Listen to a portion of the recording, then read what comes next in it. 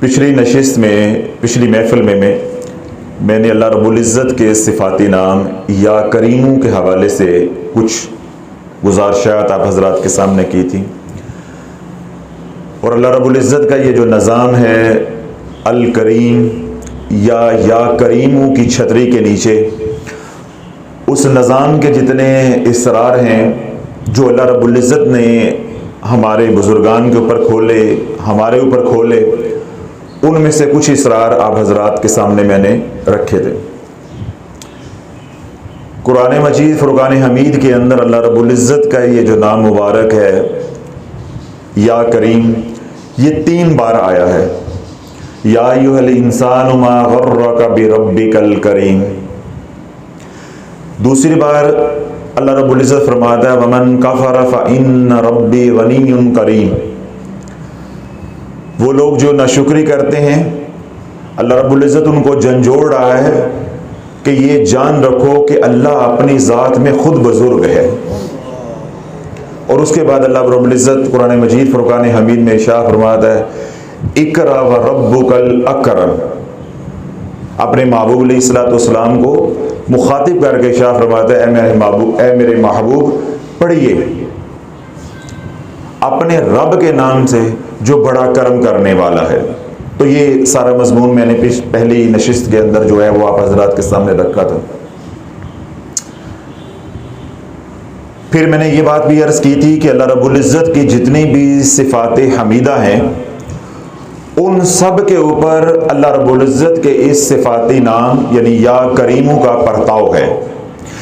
तमाम सिफ़ात अल्लाह रब्बुल इज़्ज़त की या करीमों के साहिबान के नीचे हैं। किसी भी अल्लाह रब्बुल इज़्ज़त की सिफ़त को आप पकड़ते हैं या उसका विर्द करते हैं या उसके ज़रिए सलूक तय करने की कोशिश करते हैं या उस इस मुबारका की रियाज़त और मुजाहिदा करते हैं, तो हर सिफ़त के अंदर अल्लाह रब्बुल इज़्ज़त की सिफ़त या करीमों की झलक आप हज़रात को नज़र आएगी। फिर मैंने 2-3 मिसालें भी दी थी कि जिस तरह आप हज़रात यहाँ तशरीफ़ लेकर आए हैं, ये आना क्या है, महज अल्लाह की तौफीक है। वमा तौफीकी इल्ला बिल्लाह, अल्लाह ने तौफीक दी तो आप हज़रात यहाँ तशरीफ़ लेके आए। तो आप हज़रात का यहाँ तशरीफ़ लेके आना और मेरा अल्लाह उसके रसूल अलैहिस्सलातु वस्सलाम की मोहब्बत को सुनाना, ये अल्लाह की तौफीक है। और ये तौफीक अल्लाह का करम नहीं है तो और क्या है। जिस तरह अभी हमने मगरिब की नमाज बाजमात पढ़ी, तो अल्लाह रब्बुल इज़्ज़त ने जो हमें तौफीक दी, ये अल्लाह का करम नहीं है तो और क्या है। और अगर हम सेहत के साथ, तंदुरुस्ती के साथ दीन को सीख रहे हैं, दीन को फैलाने की कोशिश कर रहे हैं, लोगों के दुख बांटने की कोशिश कर रहे हैं, तो ये अल्लाह की तौफीक है, अल्लाह का करम है। तो किसी भी सिफत की तरफ से आप आएंगे तो हर सिफत के अंदर आपको या करीमों की झलक नजर आएगी। अल्लाह रब्बुल इज़्ज़त कितना करीम है, जब तक आपको उसकी झलक नजर नहीं आएगी या अल्लाह की सिफत या करीमों का इदराक नहीं होगा, तो ये नाम आपकी रूह में उतरेगा नहीं, ये इसमें पाक आपकी रूह में उतरेगा नहीं। तो जब अल्लाह वालों ये इसमें पाक आपकी रूह में उतरेगा नहीं, इसके इसरार नहीं खुलेंगे, इसके इसरार नहीं खुलेंगे। तो जब तक इसरार नहीं खुलेंगे, इसके फैज से आप फैज़याब नहीं होंगे। जब आप खुद फैज़याब नहीं हैं तो किसी दूसरे को क्या फैज़याब आप करेंगे। बात समझ आ रही। जब मैं खुद ही पढ़ा लिखा नहीं हूं तो मैं किसी को क्या पढ़ाऊंगा, या मैं खुद ही मालदार नहीं हूं तो मैं किसी को क्या माल दूंगा। तो नहीं, अगर मैं खुद अल्लाह रब्बुल इज़्ज़त के इस मुबारक या करीमों से फैज़याब नहीं हूं तो मैं दूसरे को क्या फैज़याब कर सकता हूं। अब अल्लाह कितना करीम है, मैं 1-2 बातें अब हज़रात के सामने रखता हूं। जब सैयदना मूसा अलैहिस्सलाम को अल्लाह रब्बुल इज़्ज़त ने हुक्म दिया कि अपनी कौम से ज़कात ले, अपनी कौम से ज़कात ले, तो अल्लाह रब्बुल इज़्ज़त के हुक्म पे सैयदना मूसा अलैहिस्सलाम ने जब ये ऐलान किया तो कारून को भी कहा कि मेरा रब फरमाता है कि अपने माल में से इतना हिस्सा अल्लाह की राह में खर्च करो। जब कारून को ये हुक्म मिला तो वो इस बात पे बिगड़ गया, क्योंकि मालदार था, रईस था, सरदार था, कि मैं क्यों अपना माल रब के राह में खर्च करूं। जब रकाबत बढ़ी, नफरत बढ़ी, बुग़्ज़ बढ़ा, हसद और कीना बढ़ा, तो उसने सैयदना मूसा अलैहिस्सलाम के खिलाफ साजिश की कि कुछ ऐसा किया जाए कि सैयदना मूसा अलैहिस्सलाम की नामूस के ऊपर हर्फ आए, ताकि लोग जो है सैयदना मूसा अलैहिस्सलाम से बदजन हो जाएं और दूर हो जाएं। तो इस काम के लिए उसने एक फहशा औरत को तैयार किया कि जब सैयदना मूसा अलैहिस्सलाम वाज़ो नसीहत कर रहे हों तो तूने अल्लाह के नबी के ऊपर तोहमत लगानी है, ताकि अल्लाह के नबी अलैहिस्सलाम की जो इज्जत है, नामूस है, उस पे हर्फ आएगा, लोग जो है वो बदजन हो जाएंगे, दूर हो जाएंगे और हम अपने इरादे में कामयाब हो जाएंगे। तो सैयदना मूसा अलैहिस्सलाम ने जब उस खातून को देखा कि वो कलाम करना चाह रही है, कुछ कहना चाह रही है, तो सैयदना मूसा अलैहिस्सलाम ने उस खातून से मुखातिब होकर कहा कि बोलो क्या कहती हो, बोलो क्या कहती हो। तो जब सैयदना मूसा अलैहिस्सलाम ने उस खातून को मुखातिब होकर कहा कि बोलो क्या कहती हो, तो जब सैयदना मूसा अलैहिस्सलाम का जलाल था, जब उस जलाल का परताव उस खातून के ऊपर पड़ा जो मंसूबे के तहत उस मजलिस में बुलाई गई थी, तो उसके ऊपर लर्जा तारी हो गया, अल्लाह ने उसकी ज़ुबान को बंद कर दिया। तो सैयदना मूसा अलैहिस्सलाम ने उसको बार बार कहा कि बोलो क्या कहना चाहती हो, बोलो क्या कहना चाहती हो। तो अब उस खतून ने वो सारा मंसूबा जो है वो चाक कर दिया। वो कहने लगी कि ए अल्लाह के नबी, मैं कुछ कहना नहीं चाहती, मुझे कारून ने मालो मता दिया और मुझे इस मंसूबे के तहत इस मजलिस में यानी आपकी महफिल में भेजा कि ताकि जब आप वाज़ो नसीहत अल्लाह की मखलूक को कर रहे हों अपने पैरोकार से, हम कलाम हो, तो मैं खड़े होके आपके ऊपर बहतान लगाऊं कि आपने मेरी इज्जत लूटी है या मेरे साथ माज़अल्लाह गुनाह किया है। जब सैयदना मूसा अलैहिस्सलाम की बारगाह में उस खातून ने सारा राज फाश कर दिया, तो सैयदना मूसा अलैहिस्सलाम जलाल में आए, सैयदना मूसा अलैहिस्सलाम जलाल में आए। इधर अल्लाह का कलीम फर्श पे जलाल में है, उधर मेरे रब ने जिब्रील अलैहिस्सलाम को भेज दिया कि जा मेरे मूसा को पैगाम देकर आ कि हमने ज़मीन का तसर्रुफ, ज़मीन का अख्तियार तुझे दे दिया है, यानी मैंने अपने कलीम को दे दिया है। आज तू जो हुक्म ज़मीन को देगा, ज़मीन उस हुक्म की तामील करेगी, उस हुक्म की तामील करेगी। अब जिब्रील अमीन अलैहिस्सलाम से मूसा अलैहिस्सलाम की बारगाह में हाजिर हुए और आके अल्लाह का पैगाम पहुंचाया कि अल्लाह ने ज़मीन का अख्तियार आपको दे दिया है, ज़मीन का अख्तियार आपको दे दिया है, जैसे आप हुक्म करेंगे ज़मीन उस हुक्म की तामील करेगी। इधर अल्लाह का कलीम जो है वो जलाल में है। तो सैयदना मूसा अलैहिस्सलाम ने ज़मीन को हुक्म दिया कि तू कारून को और उसके करिंदों को खजानों समेत अपने अंदर धंसा दे।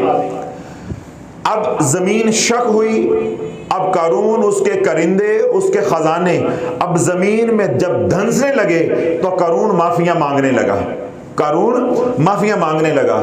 अब जिंदगी की वो भीख मांग रहा है, अपने किए पे पुछता रहा है, लेकिन इधर अल्लाह का कलीम क्या है, जलाल में है। आपने जब दूसरा हुक्म दिया तो वो यहाँ धड़ तक जमीन में धंस गया, बमा अपने खजानों के और अपने करिंदों के। जब सैयदना मूसा अलैहिस्सलाम ने तीसरा हुक्म दिया तो वो मुकम्मल जमीन में धंस गया। जब कारून जमीन में धंस रहा था, वो भीख मांग रहा था, माफिया मांग रहा था, लेकिन अल्लाह का कलीम जलाल में था। सैयदना मूसा अलैहिस्सलाम ने उसको माफ नहीं किया।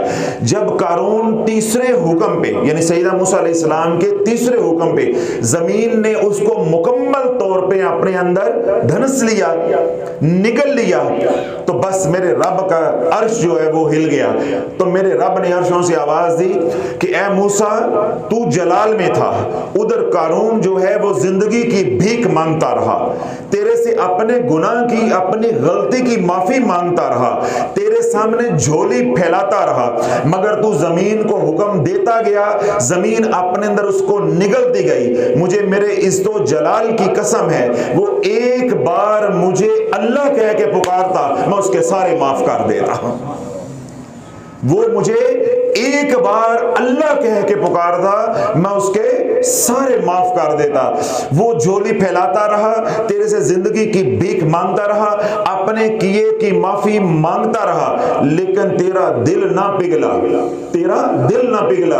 वो मुझे एक बार अल्लाह कह के पुकारता तो मैं उसके सारे माफ कर देता।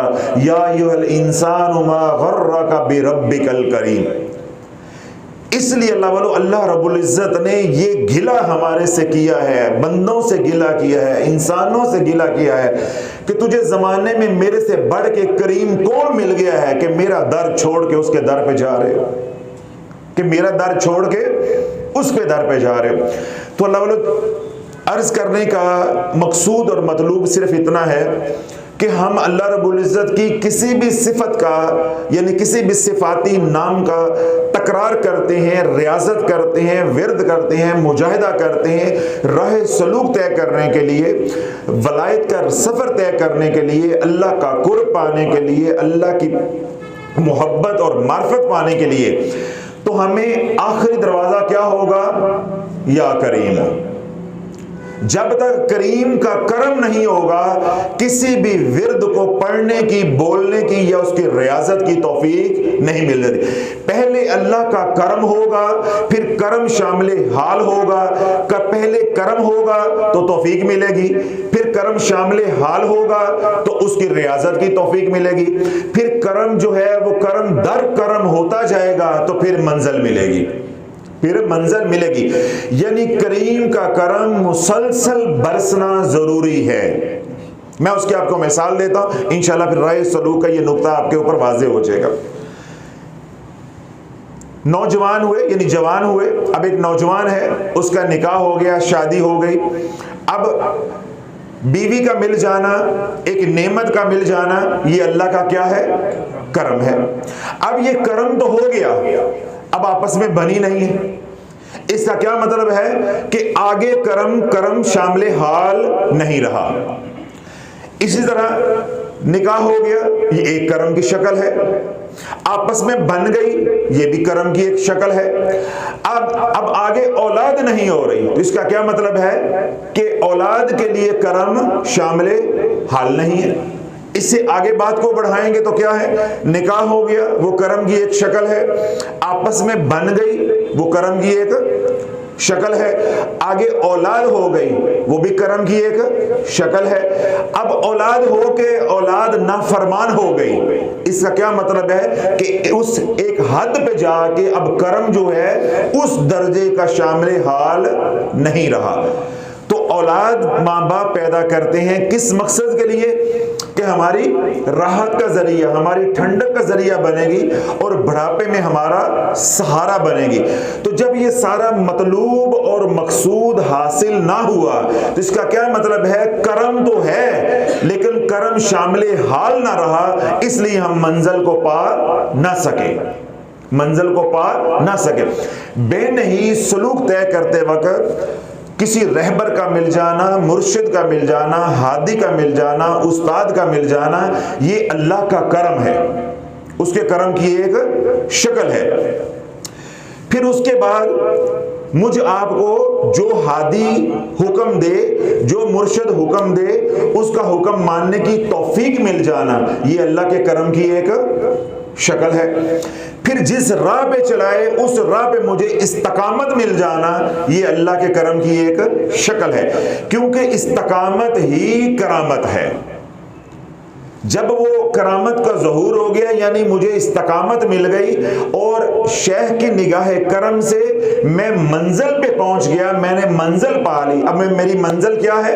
राह सलूक में मंजिल क्या होती है? अल्लाह का कुर्ब, अल्लाह की मार्फत, अल्लाह की मोहब्बत। तो जब मैंने मंजिल को पा लिया तो इसका क्या मतलब है कि शुरू से लेके आखिर तक अल्लाह का करम शामिल हाल रहा।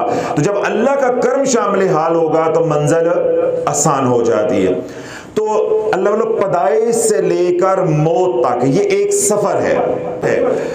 तो जब अल्लाह का करम शामिल हाल नहीं होगा पैदाइश से लेकर मौत तक, तो अल्लाह वालों एक पल भी इंसान का सुकून के साथ या आसूदा जिंदगी के साथ, आसाइशों के साथ या ईमान की हालत के अंदर गुजर नहीं सकता।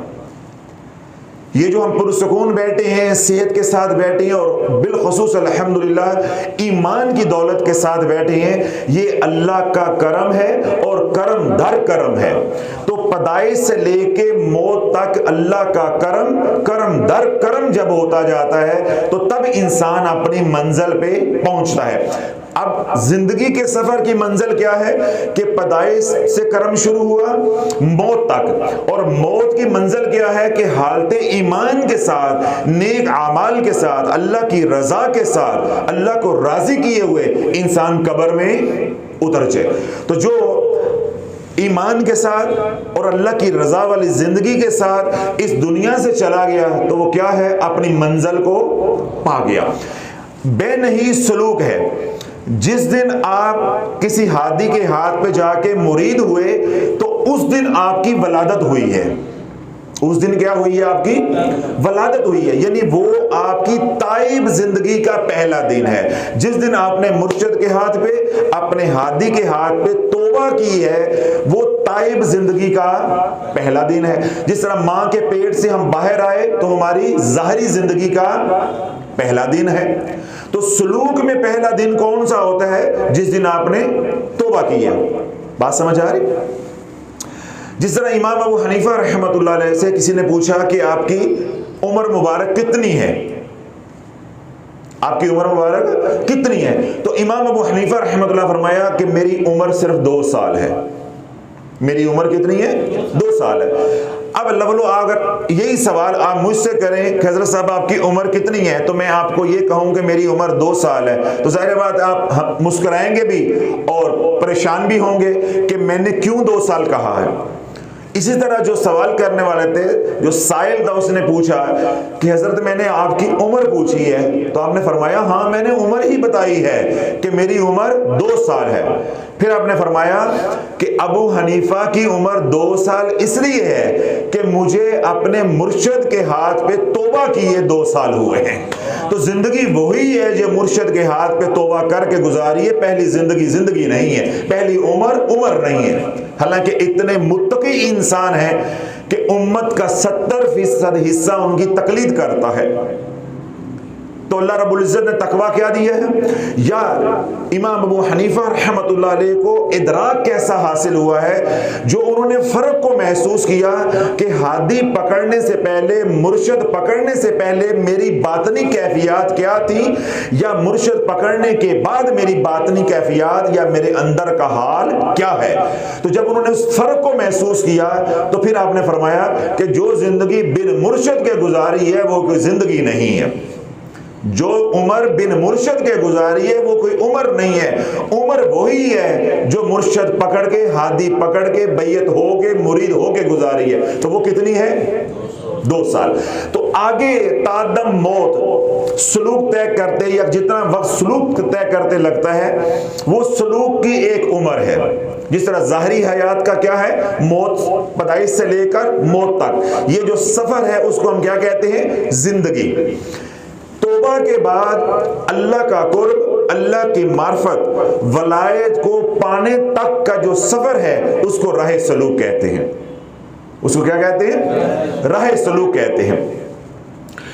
तो राह, जिस तरह ज़ाहरी हयात में मैंने अर्ज किया कि पैदाइश से लेकर मौत तक अगर हर पल अल्लाह का करम शामिल हाल नहीं है तो कुछ भी नहीं है।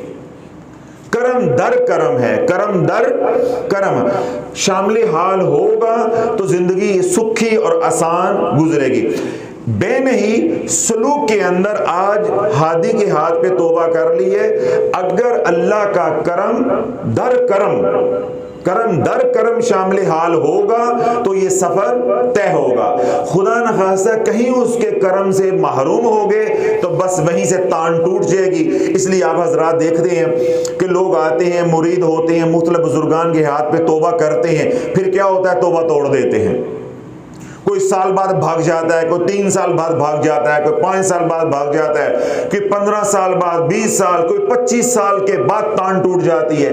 यानी एक मुर्शिद, एक हादी के पास 20-25 साल जिंदगी के गुजारे, फिर कुछ ऐसा हो गया कि बदजन हो गए, फिर वही अपने पीर के खिलाफ खड़े हो जाते हैं।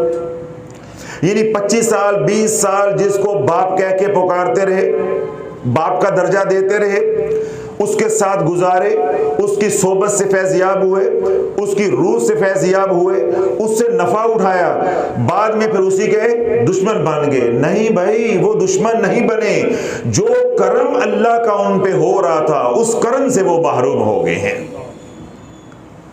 उनकी क्या मजाल थी कि वो घर से उठते, कोई कराची से होता, कोई इस्लामाबाद से होता, कोई अटक से होता, कोई मरी से होता, कोई सरगोदा से होता, कोई दुनिया के किसी खित्ते से होता। कहां से इंसान चलता है और अपने हादी को ढूंढता है, फिर उसके हाथ पे आके तौबा करता है। ये लेकर आने वाला कौन है? दिल में शेख की मोहब्बत डालने वाला कौन है?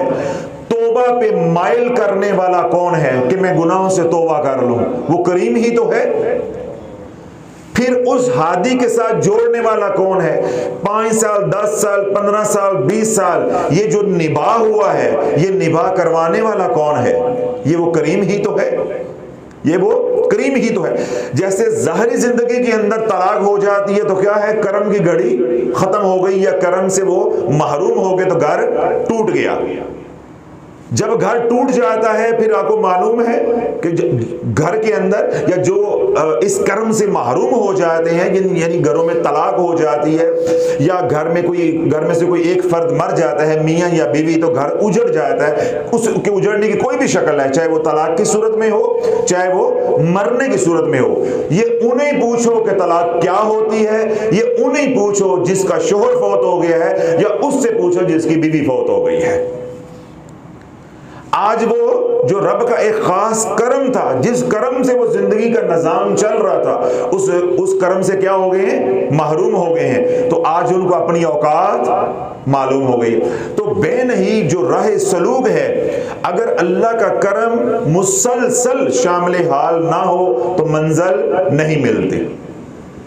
पहले तो ये है कि इंसान सारी जिंदगी गुजार देता है, दाढ़ी सफेद हो जाती है, कब्र में टांगे होती हैं, फिर भी वो यही कह रहा होता है कि मेरे नाल दा मां ने कुछ जमया नहीं है। अंदर उसका नफ्स बोल रहा होता है, तकब्बर होता है। आप किसी भी मस्जिद में बाबे को कहें कि बाबा जी आप किसी के मुरीद हो जाएं, उसने कहा नहीं मैं मुरीद हो गई करना है, मैं तो लोगों को मुरीद करना है। अगर आप उनकी कोई इस्लाह करने की कोशिश करें कि बाबा जी नमाज में यूं नहीं अत्तहियात में बैठते, या कुरान के ये जो अल्फाज आपने पढ़े हैं या सूरह मुबारक की तिलावत की, इसके तलफ़्फ़ुज़ ठीक नहीं है, तो वो एकदम क्या होंगे? भड़केंगे कि मैं सारी जिंदगी दा पढ़ना तो तेन बहुता पता चल गया। अब ये क्या है? ये नफ्स है। तो ये जो नफ्स भड़क रहा है, नफ्स अम्मारा, ये जो भड़क रहा है, ये क्या है कि अल्लाह रब्बुल इज़्ज़त का वो खास करम नहीं हुआ कि कोई मुज़क्की उस नफ्स का तज़किया करके नफ्स अम्मारा को लवामा में बदलता और लवामा को फिर मुतमइन्ना में बदल देता। वो उस करम से महरूम है, चाहे वो मर्द है, चाहे वो ये औरत है, किसी भी उम्र का हो। तो किसी को अल्लाह ये एहसास दे देता है कि मेरा कोई मुज़क्की हो, मेरे कोई नफ्स को पाक करने वाला हो, मुझे कोई रोकने टोकने वाला हो, तो ये अल्लाह का करम नहीं है तो और क्या है। आज अल्लाह वालों देखें, हमारे मुल्क में अल्हम्दुलिल्लाह लाखों की तादाद में उलमा हैं, मशाइख हैं, जमातें हैं, मुख्तलिफ तबलीग करने वाली, मुख्तलिफ अपने फ़िरके की कह लें या मसलक की प्रचार करने वाली। बज़ाहिर बेशक वो दीन का नाम ही है, लेकिन किसी ना किसी दर्जे में दीन का काम हो रहा है, इससे आप इनकार नहीं कर सकते। चाहे मसलक परस्ती ही हो रही है, अपने मसलक को ही परवान चढ़ाया जा रहा है तबलीग के नाम पे, लेकिन फिर भी किसी ना किसी दर्जे का दीन का काम है, इस हकीकत से इनकार नहीं है। पिराने पीर सैयद शाह अब्दुल कादिर जिलानी रहमतुल्लाह फरमाते हैं कि जब तुझे कोई नसीहत करे तो उसकी नसीहत को कबूल कर। कारी साहब तवज्जो रखिएगा मैं क्या कह रहा हूँ। जब कोई तुझे नसीहत करने वाला मिल जाए और वो नसीहत करे तो उसकी नसीहत को कबूल कर, उससे फायदा उठा, उससे असर ले। क्यों? वो वक्त आने वाला है फिर कोई नसीहत करने वाला नहीं रह जाएगा। वो वक्त आने वाला है जल्द कि कोई नसीहत करने वाला नहीं रह जाएगा। अभी इशारों में मैं बात कह गया हूं कि आज तबलीग हो रही है, लेकिन हकीकत क्या है? अपने मसलक को परवान चढ़ाया जा रहा है। मेरी कोई जमात है, मैं अपनी जमात को परवान चढ़ा रहा हूं। मेरा कोई ग्रोह है, तंजीम है, उस तंजीम को मैं परवान चढ़ा रहा हूं। लेकिन अभी क्या है? कुछ रमक है दीन की। उससे मैंने पहले भी कहा कि इनकार नहीं है या इनकार मुमकिन नहीं है, लेकिन पीछे जो पूरा जोर है, ताकत है, या तबलीग का मकसूद और मतलूब है, या नसीहत का मतलूब और मकसूद है, वो क्या है? अपनी तंजीम को, अपने फिरके को, अपनी जमात को या अपने मसलक को परवान चढ़ाना। इसलिए आपको मसलक परस्ती तो नजर आती है, दीन इस्लाम नजर नहीं आता। आज मशाइख हैं या उलमा हैं, वो नसीहत करने के लिए मिंबर रसूल पे नहीं बैठ रहे। कोई वोट मांगने के लिए मिंबर रसूल इस्तेमाल कर रहा है, कोई नोट मांगने के लिए मिंबर रसूल इस्तेमाल कर रहा है। किसी भी मजलिस में चले जाए, किसी भी महफिल में आप चले जाए, तो दो ही काम है आज, बिलखसूस पाकिस्तान के अंदर जो मिंबर रसूल है, जहां से वाज़ो नसीहत की जाती थी, आखिरत की याद दिलाई जाती थी, और दुनिया की जो खामियां हैं उनकी इस्लाह की कोशिश की जाती थी। अब मिंबर रसूल पे बैठने वाला जज्बा और क्या मतलूब और मकसूद लेके बैठ रहा है कि मैंने तकरीर इस रंग में करनी है कि मेरी तकरीर का एहतमाम इस बात पे हो कि जब मैं तकरीर खत्म करूं तो ये वोट देने पे तैयार हो चुके हैं, ये अगले इलेक्शन में मुझे वोट देने के लिए तैयार हो जाए। यानी उसकी तकरीर का मकसद वोट लेना है। और दूसरा ग्रोह क्या है? तकरीर का मकसूद और मतलूब क्या है? अपने मदरसे के लिए, अपनी तंजीम के लिए चंदा लेना है, यानी नोट लेना है। तो लगलो जब मैं यहां आकर बैठा हूं तो मेरा मतलूब और मकसूद क्या हो? नोट या वोट। तो मुझे नोट तो हो सकता है मिल जाए क्योंकि मैं मेहनत कर रहा हूं, और इस तरह वोट है वो भी हो सकता है मुझे मिल जाए कि मैं मेहनत कर रहा हूं। लैसल इंसान इल्ला मा सअ, जिसके लिए आप कोशिश करेंगे वही आपका मुकद्दर होगा। तो अगर मैं वोट के लिए तकरीर कर रहा हूं तो हो सकता है 2-4 वोट मिल ही जाए। इस तरह मैं नोट के लिए कोशिश कर रहा हूं तो 2-4 हो सकता है नोट मिल ही जाए। लेकिन अल्लाह वालों, कभी भी अल्लाह नहीं मिलेगा, अल्लाह नहीं मिलेगा। अल्लाह कहां मिलेगा? अल्लाह अल्लाह वालों से मिलेगा, जिनके ऊपर हर पल अल्लाह का करम बरस रहा है, करीम का करम बरस रहा है। अल्लाह वही मिलेगा, अल्लाह उन्हीं से मिलेगा। हज़रत जुनैद बगदादी रहमतुल्लाह फरमाते हैं कि अल्लाह रब्बुल इज्जत अपने मुहिब्बीन को, अपने मुखलिसीन को दिन में 360 बार करम की निगाह से देखता है। आप कहते हैं ना, हजरत साहब निगाह करम करें, कमली वाले की निगाह करम हो गई, मुर्शद की निगाह करम हो गई, माँ बाप की नज़र हो गई, पीर की नज़र हो गई, मेरे हजूर की नज़र हो गई। ये हम फिक्रे बोलते हैं अपनी ज़ुबान के अंदर, अक्सर जो साहिब निस्बत लोग होते हैं। तो लगलो आप इस बात से अंदाज़ा लगाओ कि जिनको मेरा रब 360 बार एक दिन में मोहब्बत भरी निगाह से देखता है, उनकी निगाह के अंदर क्या कमाल होगा, उनकी निगाह के अंदर क्या कमाल होगा। इसलिए अल्लाह भी करीम, उसका रसूल भी करीम, और रसूल अलैहिस्सलातु वस्सलाम के गुलाम भी करीम। क्यों कि करीम अपने मकबूलीन को, अपने मुहिब्बीन को, अपने मुखलिसीन को करम की निगाह से, मोहब्बत की निगाह से देखता है। जब वो करम की तजल्ली उनके ऊपर पड़ती है तो उनको भी करीम कर देती है। हकीकी करीम कौन है? अल्लाह है। अल्लाह की अता से हुज़ूर अलैहिस्सलातु वस्सलाम करीम है, अल्लाह की अता से हुज़ूर अलैहिस्सलातु वस्सलाम करीम है, और अल्लाह की अता से हुज़ूर अलैहिस्सलातु वस्सलाम के गुलाम करीम हैं। तो अल्लाह जब किसी करीम के साथ आपका ताल्लुक होगा, जिस करीम के ऊपर हकीकी करीम दिन में 360 बार अपने इसमें पाक करीम की तजल्ली डाल रहा है, जब उसके साथ जुड़ के रहोगे तुम करीम नहीं हो, जब करीम के साथ रहोगे तो तुम्हें भी करीम की खैरात मिल जाएगी। तुम मिठाई वाले नहीं हो, तुम मिठाई वाले नहीं हो, मिठाई वाला मैं हूं, यहां दुकानदार मैं हूं, ये मिठाई की दुकान मेरी है। जब इस दुकान पे मुलाजमत करते रहोगे तो कभी मिठाई का दाना तुम्हें भी मिल जाएगा। बे नहीं, मैं किसी मिठाई वाली दुकान पे काम कर रहा हूं, बेशक मैं मिठाई खाने के लिए वहां नहीं गया, मैं अपनी मुलाजमत के लिए गया हूं, तो मैं मिठाई वाला नहीं हूं, मैं अभी काम सीख रहा हूं। लेकिन अगर मेरे पे रब का करम रहता है, वहां मैं मुस्तकिल मजाजी से मुलाजमत करता रहता हूं, तो आज मैं मिठाई वाला नहीं हूं, लेकिन कल मिठाई वाला बन जाऊंगा। तो अल्लाह बोलो, बे नहीं, किसी करीम के साथ अगर कोई ताल्लुक अल्लाह जोड़ देता है तो ये उसके करम का इजहार नहीं है तो और क्या है? ये करीम का करम नहीं है तो और क्या है? फिर उसके बाद मैंने दूसरी बात क्या कही कि करीम के साथ ताल्लुक जुड़ गया, हादी मुर्शिद के साथ, उस्ताद के साथ ताल्लुक जुड़ गया, फिर उस ताल्लुक का निभा होना भी तो करम है। ताल्लुक तो जुड़ जाता है बसा औकात, लेकिन निभा नहीं होता, यानी जिसको हम कहते हैं इस्तकामत नहीं मिलती। तो जो इस्तकामत मिल गई, ये करीम का करम नहीं है, बल्कि करम दर करम है। करम एक खास है, खासुल खास है।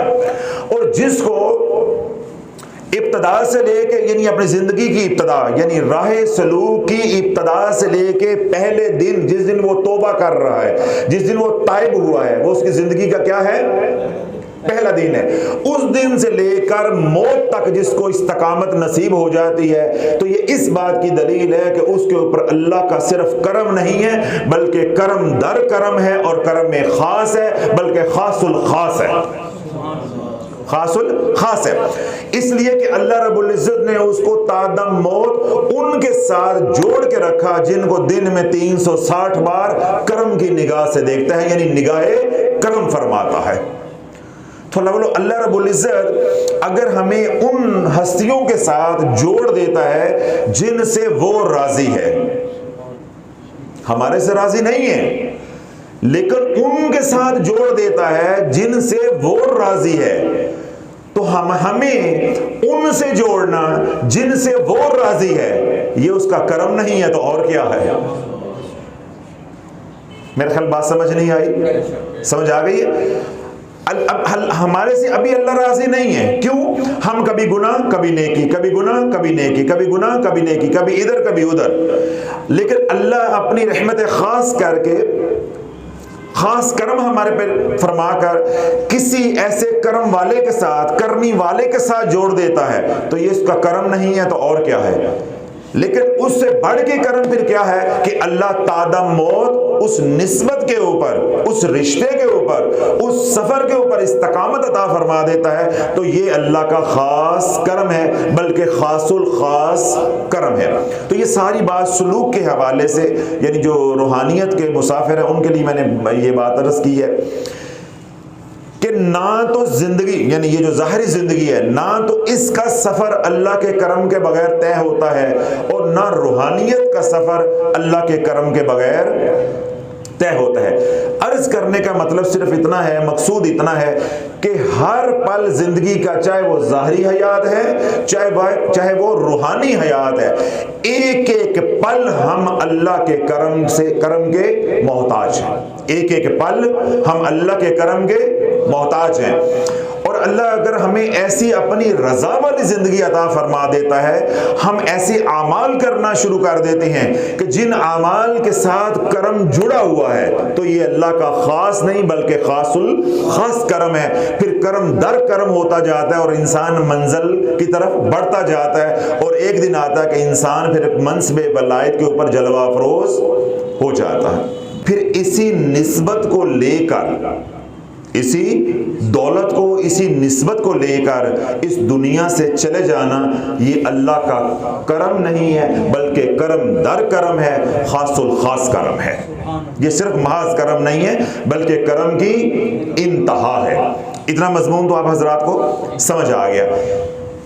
हादी का मिलना, पल भर में जिंदगी का बदलना, या पल भर में अल्लाह की मार्फत, अल्लाह का कुर्ब मिल जाना, ये अल्लाह का क्या है? करम है। अब तो जो के साथ सुनिएगा कि जब रब का निज़ाम चलता है, अल्लाह यज्तबी इलैहि मन यशा व यहदी इलैहि मन युनीब, तो फिर क्या हो जाता है? अल्लाह जिसको आप कबूल कर लेता है उसको फिर अपना बना लेता है। अल्लाह जिसको कबूल कर लेता है उसको अपना बना लेता है, और जिसको अपना बना लेता है अल्लाह पल भर में उसको अपना कुर्ब, अपनी मार्फत और हुजूर अलैहिस्सलातु वस्सलाम की गुलामी कैसे अता करता है। वो ना अता करने पे आए तो 25 साल सलूक तय करने पे लग जाए। मैं कई बार बयानात में आप हजरात को ये कहता हूं कि जब तक जाहिर की जिंदगी नहीं समझोगे रूहानियत की जिंदगी समझ नहीं आती। बाज लोग होते हैं आज डॉक्टर बने, अच्छी जगह पे पोस्टिंग हो गई या क्लिनिक प्राइवेट बनाया, वो चल पड़ा, कामयाब हो गए। अब मेरे क्लास फेलो इस उम्र में आके भी अभी तक कई कामयाब नहीं हुए, मतलब अभी तक वो रोटी टुक्कर के चक्कर में ही है, और कई ऐसे हैं कि वो अरबपति हो गए। बात समझिए, ऐसे ही हर शोबे में है। जो आपके क्लास फेलो से कुछ लोग बहुत आगे चले गए होंगे, कुछ दरमियान में रुक गए होंगे, और कुछ बेचारे आज भी रोटी से तंग होंगे। तो बेनही रूहानियत की दुनिया में भी होता है कि अल्लाह बसा औकात किसी का अमल ऐसा होता है या पीछे किसी की दुआ ऐसी होती है कि अल्लाह पल भर में उसको नवाज देता है, और पल भर में अपना कुर्ब, अपनी मार्फत, अपनी मोहब्बत और कमली वाले की गुलामी अता कर देता है। वो कैसे होता है, बस एक रवायत आप तवज्जो के साथ सुनिए। हुजूर अलैहिस्सलातु वस्सलाम काबतुल्लाह का तवाफ कर रहे हैं, ज़ैद काबतुल्लाह का तवाफ कर रहे हैं। जरा जागते रहिएगा, क्योंकि जब मोहब्बत के साथ सुनेंगे फिर मुझे सुनाने का मजा भी आएगा, क्योंकि ये बयान मामूल का बयान तो है नहीं। अब हुजूर अलैहिस्सलातु वस्सलाम क्या कर रहे हैं, काबतुल्लाह का तवाफ। अब आपको मालूम होना चाहिए, इसलिए मैं आपको झंझोड़ रहा हूं कि मेरे साथ रहना है, कि जो काबतुल्लाह का तवाफ है ये आम इबादत नहीं है, मामूल की इबादत नहीं है, बल्कि ये इजहार मोहब्बत है। इसलिए क्या कहा जाता है, हज या उम्रे का सफर ये वो सफर नहीं है जो आप नमाज पढ़ने के लिए करते हैं, किसी मस्जिद में जाने के लिए सफर अख्तियार करते हैं। ये आशिकी का सफर है। ये सफर किसका है, आशिकी का है। तो इस सफर को कोई मुहिब या महबूब या आशिक और मशूक ही जान सकता है। ये मौलवियों के बस की बात नहीं है, या अहले इल्म की, या आबदीन की, ज़ाहिदीन की, ये उनकी समझ की बात नहीं है कि हज का सफर कैसा सफर है, या अपने घर से अपने मुर्शिद के पास जाना ये सफर कैसा सफर है, या अपने घर से खानका आना ये सफर कैसा सफर है। देखिए आप हजरात हैं, मैं भी उस रास्ते का मुसाफिर हूँ अल्हम्दुलिल्लाह, आप हजरात भी हैं। जब हम अपने पीर के पास जाते थे तो लोग हमें क्या कहते थे, अन्ना हो गया है, डॉक्टर पढ़ा लिखा भी अन्ना हो गया, डंगर हो गया है। देखिए माँ बाप ने पढ़ा के किस काम लगाया है, ये अपना पैसा किधर लगाया जा रहा है, रोज पीर के पास था, रोज पीर के पास था, रोज पीर के पास। अब उनको मैं क्या कैसे समझाऊं, जब तुम्हारी किसी लड़की के ऊपर नजर हो गई तो हर रोज उसके घर के चक्कर काटता था, मेरे पे तो कमली वाले की नजर हो गई है, तेरे पे लड़की की नजर हो गई, एक औरत की नजर हो गई, तू वो बर्दाश्त ना कर सका, तूने उसके पीछे माँ बाप को छोड़ दिया, घर बार छोड़ दिया, और क्या ऐलान कर दिया, ऐ ही लेनी है, ऐ ही लेनी है। एक औरत की निगाह तू बर्दाश्त ना कर सका, हुस्न की, एक हसीन औरत की एक निगाह तू बर्दाश्त ना कर सका, तो जिसके हुस्न के सदके सारी कायनात को हुस्न मिला है, तो जब उस कमली वाले की नजर हमारे पे हो गई, हम इस दुनिया को तरजीह दें या उसकी गुलामी को तरजीह दें? तो ये बातें समझाई नहीं जा सकती, तमाम नास की ये बातें नहीं होती। इसलिए क्या होता है कि राय सलूक में सिर्फ सब्र करो, जो बोलता है बोलता जाए, बर्दाश्त करता जाए। तो मैंने क्या बात अर्ज की कि जो हज या उम्रे का सफर है वो कदम कदम पे आशिकी है, कदम कदम पे क्या है, आशिकी है, वो अहले मोहब्बत का सफर है। इसलिए मैं कहता हूं कि जिसके दिल में उस दर्जे की अल्लाह उसके रसूल सल्लल्लाहु अलैहि वसल्लम के लिए मोहब्बत नहीं है, चाहे अल्लाह ने उसको जितना भी माल दिया है, वो मत जाए हज उम्रा करने के लिए, वो फेरे काटने के लिए ना जाए, वो यही रहे कि जो दूसरों को चक्कर दिए हुए हैं वो चक्कर उतारने की कोशिश करें। उसको काबा के चक्करों की जरूरत नहीं है, काबा के चक्कर उसे ही नफा देंगे, उसे ही नफा देंगे जिसने दुनिया की जो पी हुई है पहले वो उसका नशा उतारेगा, फिर हुजूर की गुलामी की जब पी कर तवाफ़े काबा करेगा, उसे मालूम होगा कि तवाफ़े काबा क्या होता है। बेनही आप हजरत जुमेरात को तशरीफ लेकर आते हैं, कितने लोग ऐसे हैं जो मुरीद नहीं होते, आम अवाम नास होते हैं, पहली दफ़ा तशरीफ़ लेकर आते हैं, ऐसे बाहर की महाफल होती हैं, उसमें हज़ारों की तादाद में लोग जो होते हैं जो मुरीद नहीं होते, अहले मोहब्बत नहीं होते, वो महज देखने के लिए, परखने के लिए आए होते हैं कि पीर केंजदा है, सोना है, कोजा है, क्या निस्बत है, तोलते हैं, जो भी उनका अंदाज होता है। तो उनको वो नहीं मिलता जो अहले मोहब्बत को मिल जाता है। मैं नहीं, यहाँ खानका में महफिल होती है तो जो अहले मोहब्बत आते हैं उन्हें वो मिल जाता है जो अहले मोहब्बत नहीं होते, जो उन्हें नहीं मिलता। बात समझ आ? तो अब हुज़ूर सल्लल्लाहु काबतुल्लाह का तवाफ करेंगे। बातें मैंने इसलिए कही हैं कि इनको ज़हन में रख के ये रवायत सुनेंगे तो समझ आएगी, वरना इस रवायत का कोई हमें नफ़ा नहीं होने वाला। अब हुज़ूर सल्लल्लाहु काबतुल्लाह का तवाफ कर रहे हैं। हुज़ूर सल्लल्लाहु ने देखा कि आगे एक अराबी है, वो अपने रब को पुकार रहा है, या करीमु या करीमु या करीमु या करीमु। तो अल्लाह के नबी अलैहिस्सलाम से बढ़कर किसको मार्फत हासिल है? अल्लाह की हर सिफत की जो मार्फत है वो अल्लाह के महबूब से बढ़ के किसी को हासिल है। जब अल्लाह के नबी अलैहिस्सलाम ने देखा कि ये अराबी हो के रब की इसने उस सिफत को पकड़ लिया है जिस सिफत से सब कुछ मिल जाता है। देखिए ना, अल्लाह उसको वहां लेकर आया है, उम्रे की, हज की, ये तवाफ की तौफीक दी है, तो ये अल्लाह का करम नहीं है तो और क्या है? फिर करम की इंतहा क्या है कि उसने अपने आप को करीम कह के पुकारने की भी उसको तौफीक दे दी है अराबी को। अब हुज़ूर सल्लल्लाहु तवाफ कर रहे हैं, आगे अराबी अपने रब को या करीमो या करीमो या करीमो कह के पुकार रहा है।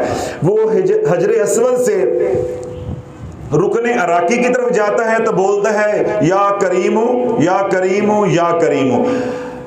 रुकने अराकी से रुकने शामी की तरफ जाता है, यानी हतीम की दूसरी तरफ जाता है तो क्या बोलता है? या करीमो या करीमो या करीमो। अब रुकने शामी से रुकने यमानी की तरफ आता है तो बोलता है या करीमो या करीमो या करीमो। रुकने यमानी से हजरे अस्वद की तरफ आता है तो बोलता है या करीमो या करीमो या करीमो। जब हुज़ूर सल्लल्लाहु ने देखा कि ये या करीमो कह रहा है तो अल्लाह के नबी सल्लल्लाहु अब उसके पीछे पीछे है, वो आगे आगे है। अब हुज़ूर सल्लल्लाहु ने बावाज़ बुलंद कहा या करीमो या करीमो या करीमो या करीमो। अब आगे अराबी जो है वो या करीमो का विर्द कर रहा है, पीछे आमना का लाल या करीमो का विर्द कर रहा है। अब एक दो शूत के अंदर उस अराबी ने देखा कि ये मेरी कहीं नकल तो नहीं उतार रहे। मैं कहता हूं या करीमो, ये भी कहते हैं या करीमो। जब दो चार शूद हो गए, यानी चक्कर काबतुल्लाह के तवाफ की मुकम्मल हो गए, तो उस अराबी ने हुज़ूर सल्लल्लाहु को रोक लिया। उस अराबी ने हुज़ूर सल्लल्लाहु को रोक लिया और अर्ज करने लगा, अगर आपका चेहरा, जय सबरा जागते रहिएगा, अगर आपका चेहरा इतना पुरनूर ना होता, आप इतने हसीन ना होते और इतने खूबसूरत कद वाले ना होते, तो अल्लाह की इज्जत की कसम है मैं आपकी शिकायत अपने नबी के दर पे जाके लगाता। मैं आपकी शिकायत अपने नबी के दर पे जाके लगाता। इस सादगी पे कौन ना मर जाए या खुदा है? इस सादगी पे कौन ना मर जाए या खुदा। तो अब वो अराबी क्या कहने लगा कि अब आप इतने हसीनो जमील ना होते, इतने खूबसूरत पुरनूर चेहरे वाले ना होते, इतनी वजाहत और कद काट वाले ना होते, तो मैं आपकी शिकायत कहाँ करता? दर मुस्तफ़ा पे, दर नबी पे जाके मैं अपनी शिकायत करवाता कि मुझे एक बंदा वहाँ या करीमो कह के मेरी छेड़ बना रहा था। तो अल्लाह के नबी अलैहिस्सलाम ने उसे पूछा कि तूने अपने नबी को देखा नहीं है? तूने अपने नबी को देखा नहीं है? उसने कहा नहीं, मैंने अपने नबी को देखा नहीं है, मैं बिन देखे नबूवत और रसालत की पे ईमान लेकर आया हूं, मैंने गवाही दी है। तो अल्लाह के नबी अलैहिस्सलाम ने इरशाद फरमाया, वो मैं ही तो हूं तेरा नबी, वो मैं ही तो हूं तेरा नबी, जो यहाँ तेरा नबी है और कल क़यामत के दिन वो तेरा शाफी होगा, यानी तेरा शिफात करने वाला भी होगा, वो मैं ही तो हूं। जब उसने देखा कि ये मेरा नबी है, ये मेरे आका हैं, तो वो हुजूर सल्लल्लाहु के कदमैन शरीफैन से चिमट गया, आपके कदमों से, आपके पाँव मुबारक से वो चिमट गया। जब वो चिमटा हुआ था तो बस मेरे रब की रहमत जोश में आई। रब ने जिब्रील अमीन अलैहिस्सलाम को हुक्म दिया कि नीचे मेरा रसूल करीम, तवज्जो रखिए कि मैं कहना क्या चाह रहा हूं, नीचे मेरा करीम रसूल करम कर रहा है, तो मैं हकीकी करीम होके करम ना क्यों, मैं हकीकी करीम होके करम क्यों ना करूं।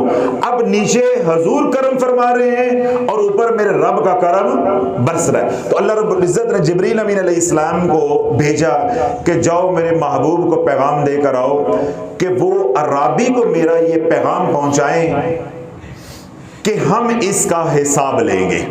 हम इसका क्या करेंगे? हिसाब लेंगे। जिब्रील अमीन अलैहिस्सलाम हुज़ूर सल्लल्लाहु की बारगाह अक़दस में हाजिर हुए, अल्लाह का सलाम पहुंचाया और बाद में अर्ज़ किया कि या रसूलल्लाह इस अराबी को अल्लाह का पैगाम पहुंचाएं कि अल्लाह फरमाता है कि हम तेरी एक एक अदा का हिसाब लेंगे, तेरे एक एक अमल का हिसाब लेंगे। मैंने क्या कहा था, सारी बातें मैंने इतनी तफसील के साथ इसलिए की थी कि जब तक वो बातें आपको नहीं समझ आएंगी आपको मालूम नहीं होगा कि जब अल्लाह का खास कर्म हो जाता है फिर पल भर में बिगड़ी बन जाती है, कुर्ब भी मिल जाता है, मार्फत भी मिल जाती है और हुजूर अलैहिस्सलातु वस्सलाम की गुलामी भी मिल जाती है। ये करीम का करम है जिस पे हो जाए, ये उस करीम का करम है जिस पे हो जाए। जब अल्लाह की तरफ से ये पैगाम आया और हुजूर सल्लल्लाहु अलैहि वसल्लम ने अल्लाह का पैगाम उस अरबी को पहुंचाया कि अल्लाह फरमाता है कि हम तेरे अमाल का हिसाब लेंगे, हर हर अमल का हिसाब लेंगे। तो अरबी बड़ा मासूमियत के साथ कहने लगा, हुजूर सल्लल्लाहु अलैहि वसल्लम की बारगाह में अर्ज करने लगा कि या रसूलुल्लाह अगर मेरा रब हिसाब लेगा तो फिर मेरा पैगाम अल्लाह को पहुंचा दे, मैं भी उसका हिसाब लूंगा। अगर अल्लाह साडे नाल हिसाब करेगा तो वल असी भी अल्लाह नाल हिसाब करांगे। तो हुजूर सल्लल्लाहु अलैहि वसल्लम ने इरशाद फरमाया वो खालिक है, वो मालिक है, वो राज़िक है, वो हिसाब लेता जचता है, उसका हक है, तू किस बात का हिसाब करेगा। अब अल्लाह वालों बात सुनने वाली है। अरबी कहने लगा कि अगर मेरा रब मेरे गुनाहों का या रसूलुल्लाह हिसाब लेगा तो फिर मैं अल्लाह की बख्शिश का हिसाब लूंगा। मैं मैदाने माशर में अल्लाह से सवाल करूंगा, अल्लाह बता कि मेरे गुनाह ज्यादा हैं या तेरी बख्शिश ज्यादा है, मेरे गुनाह ज्यादा हैं या तेरी बख्शिश ज्यादा है। फिर अगर अल्लाह ने मैदान माशर में मेरा हिसाब लिया, मेरी नाफरमानियों का हिसाब लिया, तो फिर मैं अल्लाह से सवाल करूंगा, ऐ अल्लाह मुझे बता कि मेरी नाफरमानियां ज्यादा हैं या तेरी रहमत ज्यादा है।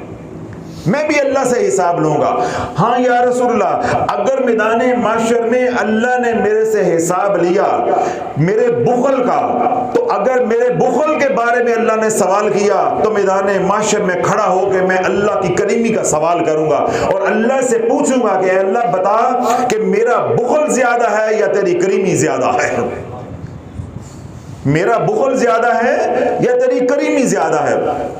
जब अल्लाह के नबी सल्लल्लाहु अलैहि वसल्लम ने अराबी की ये मार्फत वाली बातें सुनी, कौन सी बातें? मार्फत। अब अल्लाह वालों ये रवायत के अंदर लफ्ज नहीं है मार्फत का, ये मैं बोल रहा हूं। मार्फत के बगैर आप ऐसी बात कर ही नहीं सकते।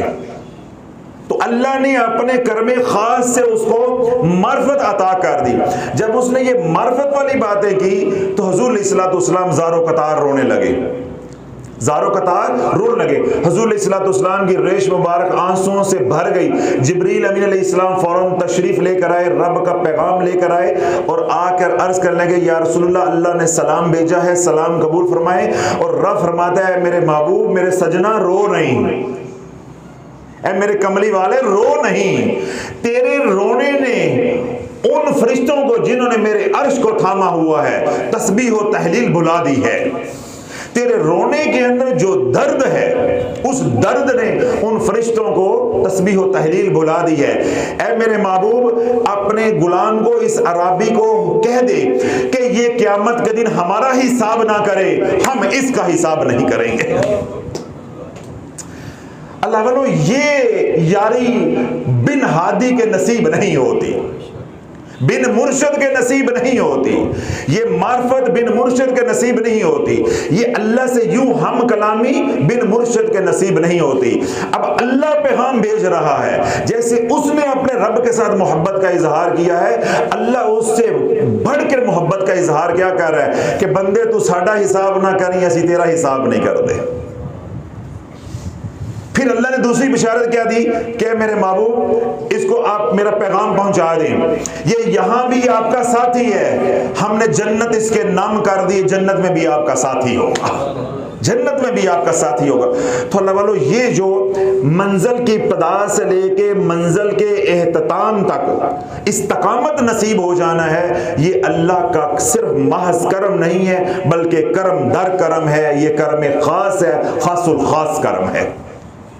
तो अल्लाह के करम के बगैर, जिस तरह मैंने अर्ज किया पहले कि ज़ाहरी जिंदगी पैदाइश से लेके मौत तक गुजरती नहीं है, बैन ही रूहानियत का जो सफर है वो क्या है, जब तक अल्लाह का खास करम नहीं होता वो सफर मुकम्मल नहीं होता। मैं उसकी आसान मिसाल देता हूं, फिर मैं सारा मजमून जो है वो समेट लूंगा। अब हजरत देखें, यहाँ तशरीफ लेकर आए, किसी भी मुसीबत के में फंसे हुए या किसी मसले के सिलसिले में आप तशरीफ लेकर आए, वो मुसीबत आपके ऊपर आई, यानी जहमत आई, यासीन साहब कोई मुसीबत आई, कोई जहमत आई, कोई तकलीफ आई, आप यहाँ आ गए।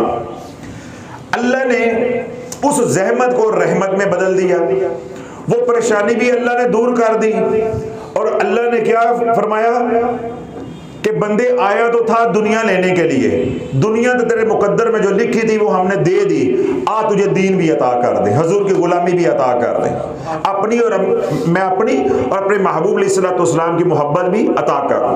आप लोग क्या हुए, आपका दिल यहाँ अटक गया, एक बार आए, दो बार आए, तीन बार आए, आखिर आपने क्या कहा, हजरत साहब हमने मुरीद होना है, मुरीद हो गए, सफर शुरू हो गया, चल पड़े। जब मोहब्बत में आ गए, मुरीद हो गए, तो मैंने आप हजरात को क्या कहा कि अल्लाह वालों, आज के बाद वज़ाइफ नहीं करने, जो पहले काम कर रहे थे वो सब बंद, जिस तरह गुनाह छोड़े हैं अब सब कुछ बंद, अब आपने क्या करना है, जो मैं कहूंगा वैसे करना है। बात समझ आ गई? अब आपका दिल क्योंकि मुतमिन था, और मुतमिन अल्हम्दुलिल्लाह है कि भाई मुर्शिद पाक हमें जिस रास्ते पे चलाएंगे, हमारा हादी हमारा उस्ताद जिस रास्ते पे चलाएगा, हमने वो बात माननी, उसी में हमारा नफा होगा। मैंने कहा ये काम आपने नहीं करना है, ये ना वज़ाइफ करनी है ना ये करना है, बस हमने ये काम करना है, इस काम से हजूर का कुर्ब भी मिलेगा, हजूर अलैहिस्सलाम की गुलामी भी मिलेगी, तो उनकी गुलामी, उनका कुर्ब, यही तो अल्लाह का कुर्ब और अल्लाह की मार्फत है। बात समझ आ गई? अब आपने क्या किया, लब्बैक, जैसे हजरत साहब आप कहेंगे वैसे होगा, खत्म होगी बात। अब देखिए, आपका एक मजमून या आपका मसला एक अलग है, अब आपके ऊपर करम दर करम है, करम दर करम है कि आप सालों से खानका आ रहे हैं, सालों से खानका आ रहे हैं, अल्लाह मरते दम तक हमें अपनी निस्बत कादरी शाफ़े पे इस्तकामत अता फरमाए।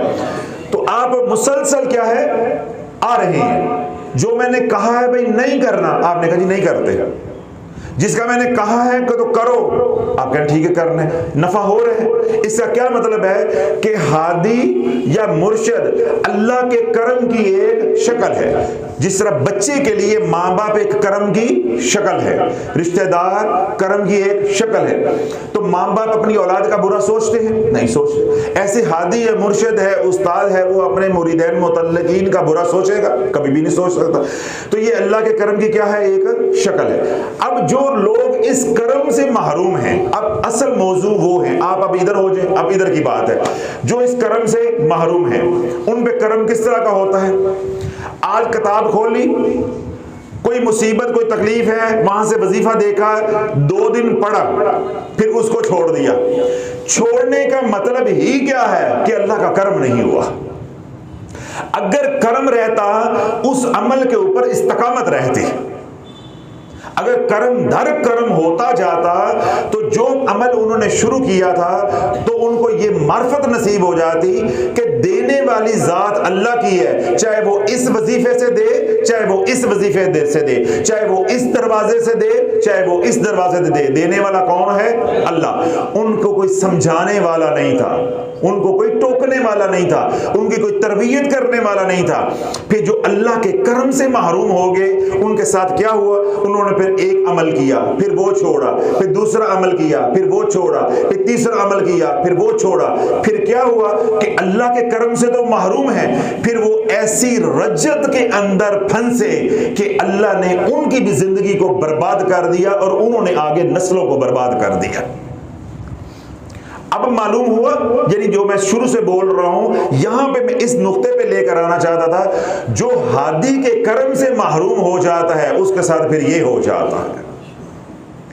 जो कहते हैं कि पीर फकीर पकड़ने से क्या हो जाता है, अल्लाह उसके रसूल को पुकारना है, अल्लाह उसके रसूल का ही नाम लेना है, दरमियान में मुर्शिद की जरूरत क्या आ जाती है, उस्ताद की जरूरत क्या आ जाती है। अगर बच्चे को पढ़ाना ही है तो उसको किताबें ले दें, दरमियान में उस्ताद की जरूरत क्या आ जाती है। लाखों रुपया यूनिवर्सिटी की फीसें देते हैं, लाखों रुपए की किताबें लेके देते हैं, लाखों रुपया हॉस्टल के अखराजात बर्दाश्त करते हैं, बच्चे की पॉकेट मनी बर्दाश्त करते हैं और दीगर अखराजात बर्दाश्त करते हैं, तो फिर घर ही पढ़ा लें उसको। वो सारा मजमून समझ आता है, समझ क्यों नहीं आता कि अल्लाह उसके रसूल की कदर नहीं है दिल में। वमा कदरुल्लाह हक्का कदरिही, अल्लाह ने यही तो कुरान में गिला किया है कि लोगों ने अल्लाह की कदर नहीं की जैसे कदर करने का हक था, उस हक को लोगों ने अदा नहीं किया। तो फिर हमारा ज़हन क्या बन गया हुआ है, कभी अल्लाह रसूल का नाम लेना है, ए हुण विच पीर पाके की करना है, पीर नू की पूछना है। ये इज्जतों के लुटेरे होते हैं, डाकू होते हैं, ये खुद जाहिल होते हैं, इनको क्या पता होता है। हालांकि जिस किताब से वजीफा देखा है वो किसी आलम की, किसी पीर की लिखी हुई है, कोई वजीफा घर नहीं बना लिया। पीर का बताया हुआ वजीफा पढ़ लेना है, पीर से राबता नहीं रखना, उसके हाथ पे तौबा नहीं करनी। मौलवी का बताया हुआ वजीफा पढ़ लेना है, कारी का बताया हुआ वजीफा पढ़ लेना है, लेकिन कारी से कोई ताल्लुक नहीं रखना। तो अल्लाह वाला जो वजीफा पढ़ लिया वो तो पल भर का करम है, अगर उसके हाथ में हाथ दे दिया फिर हमेशा का करम है। फिर हमेशा का जब कर्म होगा तो जो अमल आप शुरू करोगे उस अमल के ऊपर अल्लाह इस्तकामत अता फरमाएगा, अल्लाह इस्तकामत अता फरमाएगा। देखिए मैं एक मिसाल देता हूं आप हजरात को। जब आप तकरीबन जितने भी आप लोग बैठे हैं, आप में से शायद कोई एक आध हो, जब आप यहां आए हैं आपकी तो दाढ़ियां भी नहीं थी, ऐसी बात है ना। अल्लाह ने यहां आपको दाढ़ी की भी तौफीक दे दी। फिर मैंने बाल रखे थे, बड़े जुल्फें रखी हुई थी, मेरे देखा देखी आपने हजूर की उस सुन्नत को भी पूरा किया। अक्सर लोगों ने बाल बड़े बड़े रखे। फिर आप मसनून लिबास भी पहनना शुरू हो गए, काले रंग का अमामाशी भी, सफ़ेद रंग का अमामाशी भी लगाना शुरू हो गए। नमाज की भी तौफीक हो गई, जिक्र अज़कार की भी तौफीक हो गई। जो पहले खुराफात थी जिनमें उलझे हुए थे या फंसे हुए थे, अल्लाह ने उससे भी निकाल दिया। तो मुझे बताओ कि ये करम नहीं है तो और क्या है? ये करम नहीं है तो और क्या है? अब जितने सालों से आप आ रहे हैं, ये इस बात की दलील है कि करम दर करम हो रहा है। उस करम की वजह से आपको इस्तकामत मिली हुई है। जिसने पीर नहीं पकड़ा उस पे एक पल का करम तो हुआ, लेकिन उस करम को वो समझ ना सका, उसने उस करम की कदर ना की। जब उसने उस करम की कदर ना की तो उसको अमल के ऊपर इस्तकामत नहीं मिली। उसको मौलवी का चैनल नजर आया, उसको पीर का, इस फकीर का चैनल नजर आया, लेकिन उसने कदर ना की, कदर ना की, सुनी अनसुनी कर दी। वजीफा तो पढ़ लिया लेकिन कोई ताल्लुक ना बनाया, हमेशा के लिए यारी ना लगाई। उसको महज वक्ती करम तो हो गया, जिस मुश्किल के लिए पड़ेगा अल्लाह आसानी करेगा इंशाअल्लाह, लेकिन हमेशा के करम से महरूम है। अब क्या होगा? एक वजीफा पढ़ा फिर छोड़ दिया, फिर दूसरा वजीफा पढ़ा फिर छोड़ दिया, फिर तीसरा वजीफा पढ़ा वो छोड़ दिया। अल्लाह बोलो ये करम नहीं हो रहा, अल्लाह की तरफ से गिरफ्त हो रही है। ये करम नहीं है, अल्लाह की तरफ से गिरफ्त हो रही है कि मैंने तुझे हादी तक पहुंचाया, मैंने तुझे अपने कर्म तक पहुंचाया, या मैंने तुझे वहां तक पहुंचाया जहां मेरा कर्म हो रहा था। तूने उस कर्म की कदर नहीं की। अब तू बिन हादी के, बिन मुर्शद के, बिन मेरे किसी मकबूल बंदे के ये काम करेगा तो ये रास्ता मुझे गवारा नहीं है, ये रास्ता मुझे कबूल नहीं है, ये मेरे मकबूलीन का रास्ता नहीं है, ये मेरी पसंद का रास्ता नहीं है, ये सिराते मुस्तकीम नहीं है, ये नफ्स का रास्ता है कि जो मेरे दिल से आएगा मैं ओ करांगा, जो मेरे दिल से आएगा मैं ओ करांगा। आज तनवीर साहब है ना, हमारे बूरे वाला के अमीर जो हैं, उनकी घरवाली थी, उनका मुझे आज फ़ोन आया। वो कुछ ख़वातीन जो हमारे सोशल मीडिया से जुड़ी हुई हैं, ज़रा हमारे साथ उनकी कोई बातचीत नहीं होती, तो उनकी अहलिया के साथ जो है उनका राबता है। अब वो ये कह रही हैं कि मैं जब तक हज़रत साहब के बयानात नहीं सुने, यानी तलाश चैनल पे, आरजू चैनल पे मैं नहीं आई 5 महीने पहले या 5 महीने कुछ दिन मुझे बताए, तो भूल गया, यानी 6 माह से कम और 5 माह से ज़्यादा, तो मैं उससे पहले मौलाना तारक जमील साहब के बयानात सुनती थी और हकीम तारक साहब जो अबकरी वाले हैं, मैं उनके बयानात सुनती थी। तो मैंने कभी उनका कोई बयान नहीं छोड़ा और हकीम तारक साहब यानी अबकरी वाले जो हैं उनका भी कोई बयान या कोई वजीफा नहीं छोड़ा। अब ज़रा जागते रहिएगा। और मैं रोज़ाना 10 पारे, यानी हाफजा हैं तो मैं 10 पारे रोज़ाना कुरान मजीद की मैं तिलावत करती थी। और पता नहीं कौन कौन से वज़ाइफ, तो कोई इतनी लंबी मुझे लिस्ट सुनाई तो मुझे तो वो बड़ी कोफ्त हो रही थी सुन के भी है, और तकलीफ इसलिए हो रही थी कि ये क्या कर बैठी है, ये क्या कर बैठी है। अब अल्लाह वालों, मौलाना तारक जमील साहब हमारे लिए काबिल एहतराम हैं, हकीम तारिक साहब हैं, वो वैसे मेरे दोस्त हैं बड़े अच्छे, वो मेरे लिए काबिल एहतराम हैं, बुजुर्ग हैं, जो भी उनका मसलक है वो अपनी जगह पे, हाँ, लेकिन हमारे लिए वो काबिल एहतराम है, हमारे बड़े हैं, वो एक तरफ हो गए। अब उसमें से जो नुक्ता मैं आपको समझाना चाहता हूँ वो ये है कि जब मेरे से एक बिलवास्ता ताल्लुक बना है तो मैंने पहली ज़र्ब कहाँ लगाई है कि सब कुछ बंद, जैसा सब कुछ बंद। अब ये बात अकल को समझ आती है। एक औरत है, वो 10 पारे रोजाना पढ़ रही है और सारा दिन जिक्र अज़कार तस्बीहात मसनून अज़कार कर रही है। अब ऐसी औरत के फ़ज़ाइल कहीं बाहर आप बयान करेंगे तो लोग तो आशंकार उठेंगे कि अल्लाह वालों, ये कितना नसीबों वाला बंदा होगा जिसको ये औरत मिल गई, या कितने नसीबों वाला भाई होगा जिसको बहन मिल गई, कितने नसीबों वाला बाप होगा जिसको बेटी मिल गई। ऐसे ही है, इसमें कोई इश्काल, इसमें कोई इश्काल। अब अल्लाह वालों देखो, मेरी सोच देखो, मैं ये कहता हूं वो कितने बदनसीब हैं जिनको ये मिल गई है। अब मेरी सोच देखेंगे, मेरा नुक्ता नजर देखे, बिल्कुल उसके क्या है, बरअक्स है। जिसके सामने उस खातून का जिक्र करेंगे लोग क्या करेंगे, आशंकार उठेंगे। और मैं क्या कह रहा हूं कि वो कितनी बदनसीब है कि जिसको इतने आमाल की भी तौफीक मिली लेकिन हादी ना मिला, हादी ना मिला। शैतान को आमाल की तौफीक मिली, मुर्शिद ना मिला, हादी ना मिला, वो इस नफ्स के हाथों गुमराह हुआ। तुझे मुझे गुमराह कौन करता है, शैतान। सवाल ये है कि शैतान को किसने गुमराह किया था। बिलाल नहीं समझ आई, नहीं आई, आवाज ही नहीं आई आपकी। हम कहते हैं कि मुझे शैतान ने गुमराह कर दिया, ये कहते हैं ना। तो मेरा सवाल ये है कि शैतान को किसने गुमराह किया था। अब आप बोल रहे हैं कि नफ्स ने।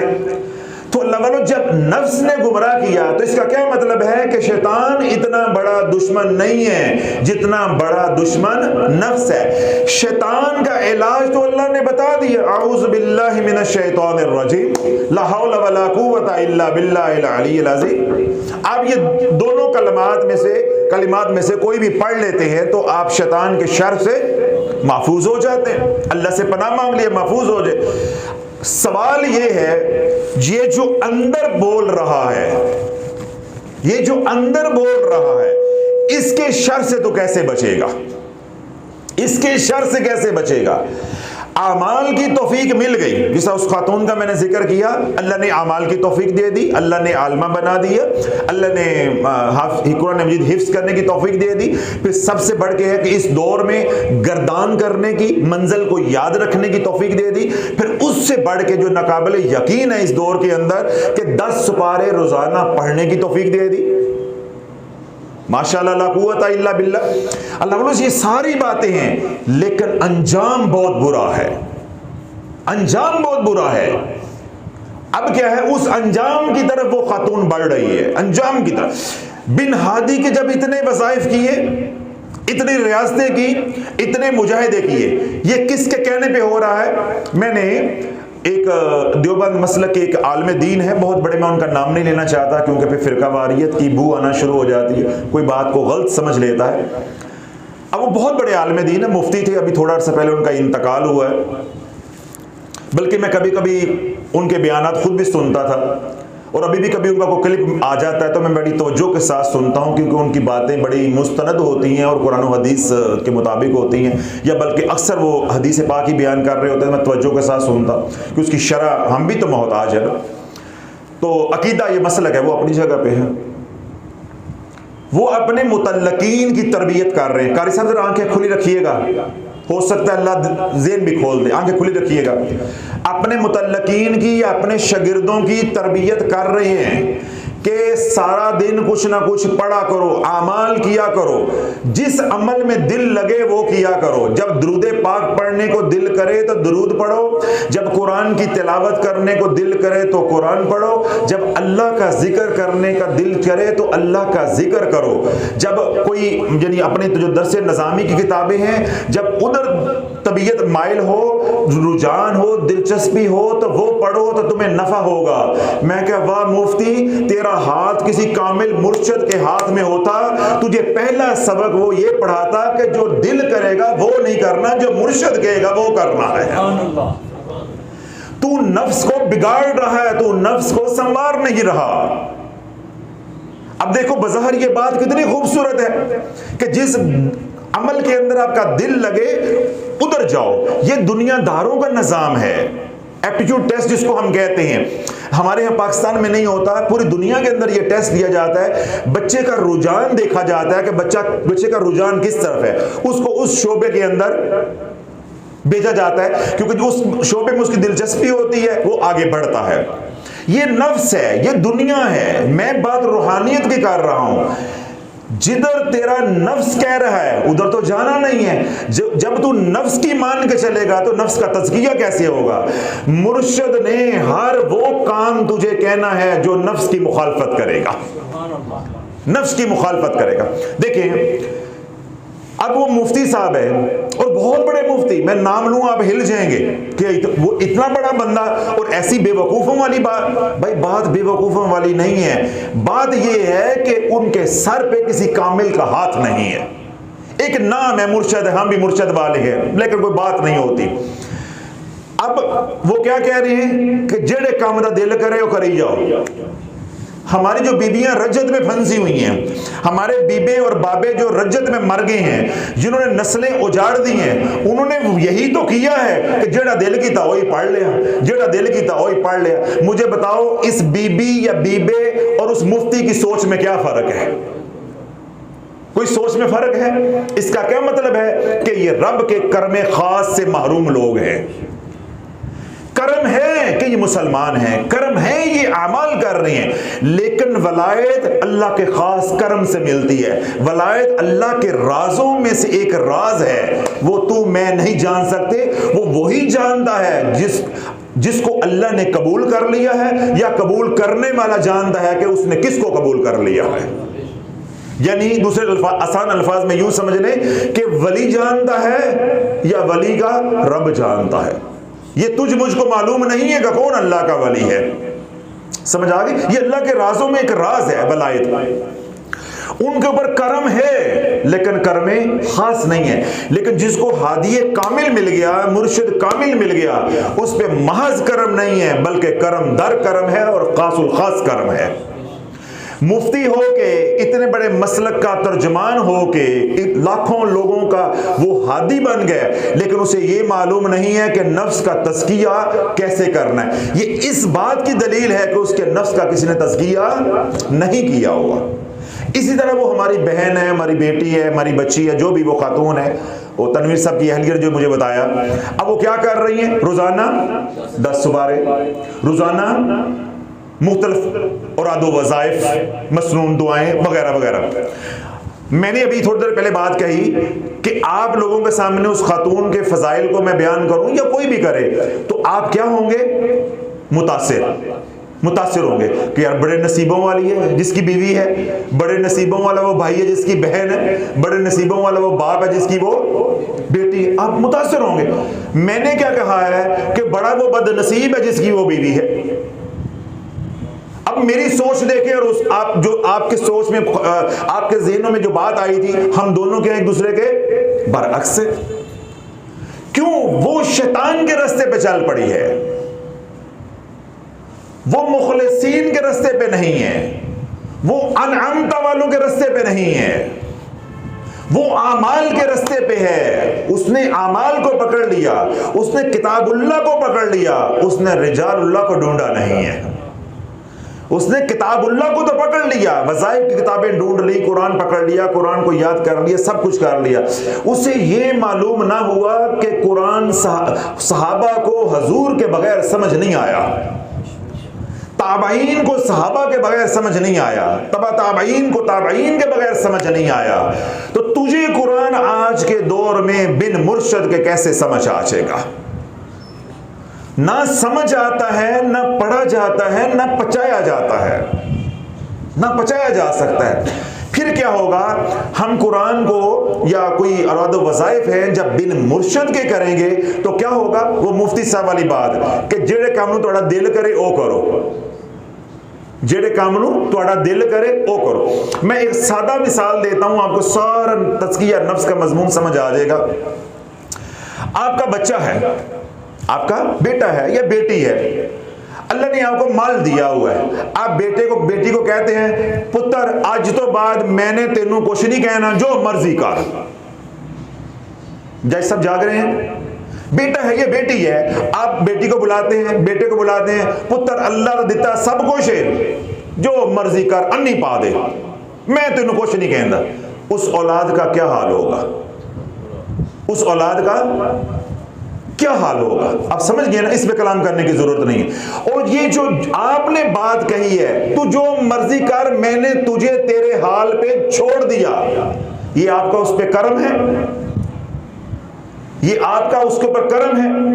तो जिसको अल्लाह ने उसके हाल पे छोड़ दिया, ये अल्लाह का उस पे कर्म है।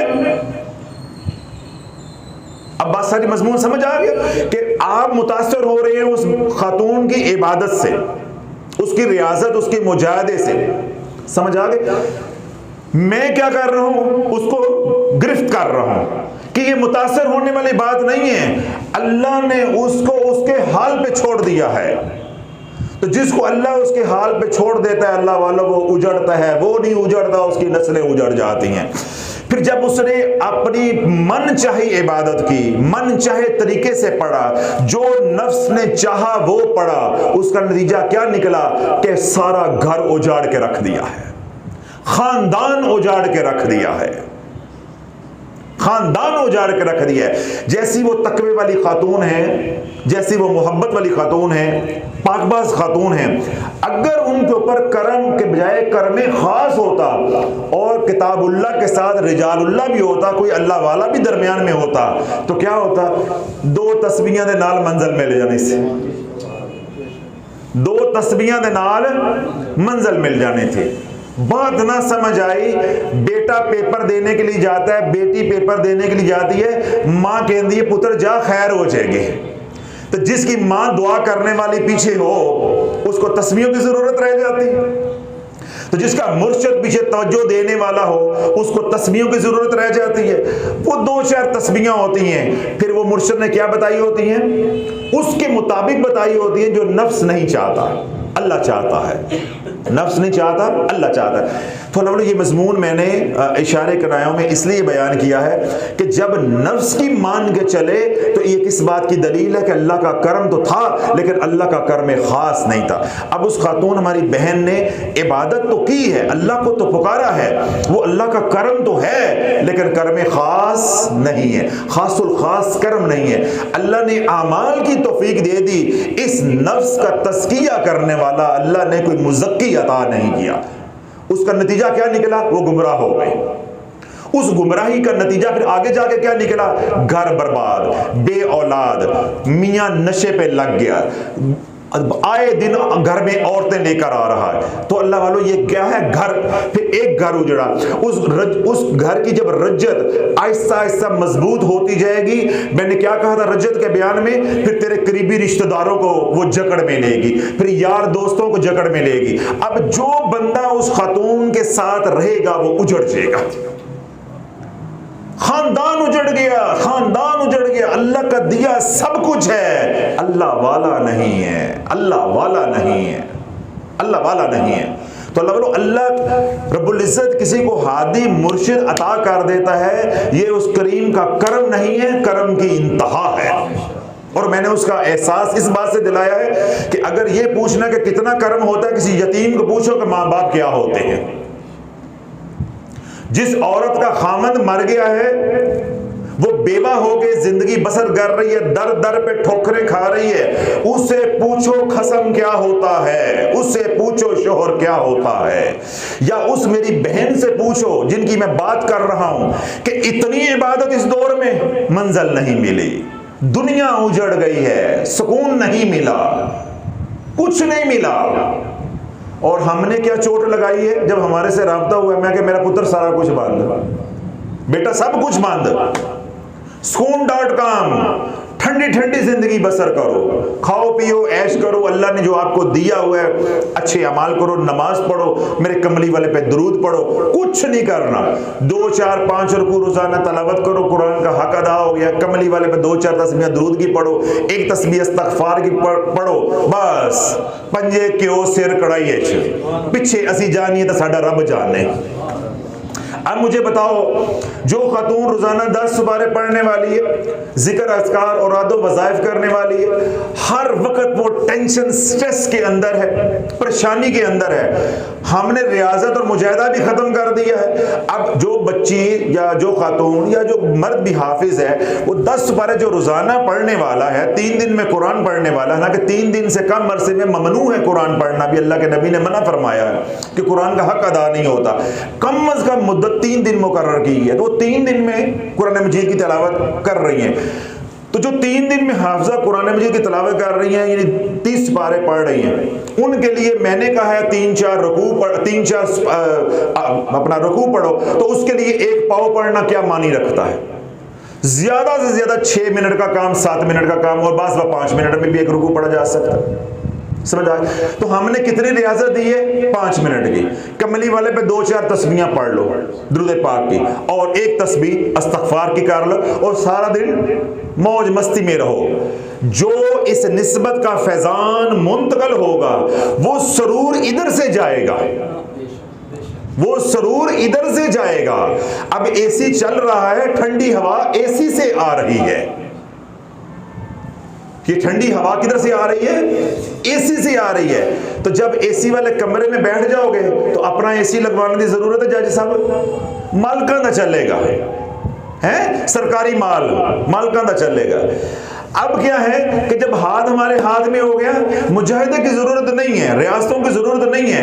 मेहनत मुजाहिदे वो करें जिन्हों के बड़े मर गए ने, मजदूरियां वो करते हैं, धक्के सड़कों पे वो खाते हैं, चाय वाली दुकानों पे कप वो धोते जिनका बाप मर जाता है, जिनका बाप जिंदा होता है वो टाई लगा के टेंशन होके बीकन हाउस जाते हैं। समझ आ गए?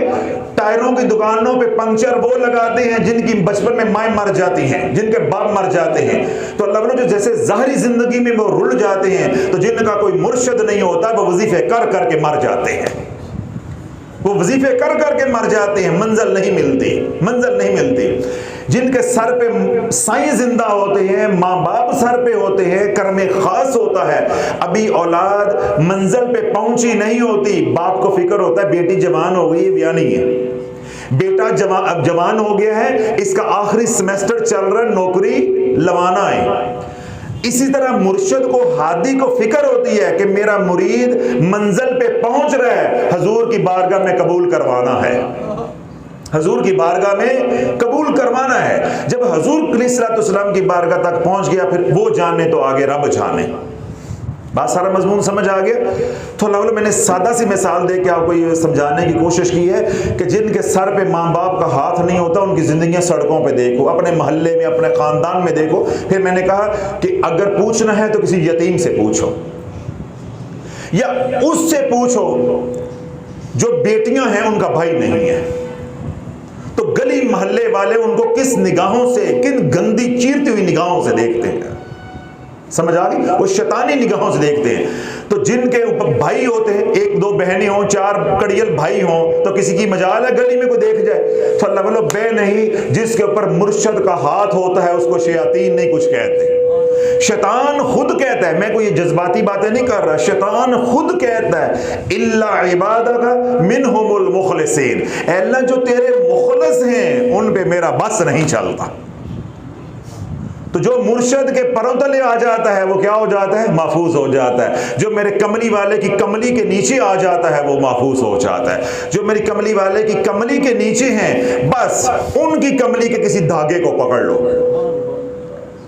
तो जो करम मेरे कमली वाले के कल्बे अतर पे बरस रहा है, उसकी खैरात बिलवास्ता हमें भी मिलती रहेगी, तुम्हें भी मिलती रहेगी। वगरना क्या होगा, जिस तरह मैंने मिसाल दी कि जिस बच्चे का बाप फौत हो जाता है, वो टायरों पे पंक्चर लगाता है, टायरों के दुकानों पे पंक्चर लगाता है, चाय वाली दुकानों पे बर्तन धोता है, सर्दियों की रातों में अंडे बेचता है। उससे पूछो कि यतीमी क्या होती है, वो रुल गया।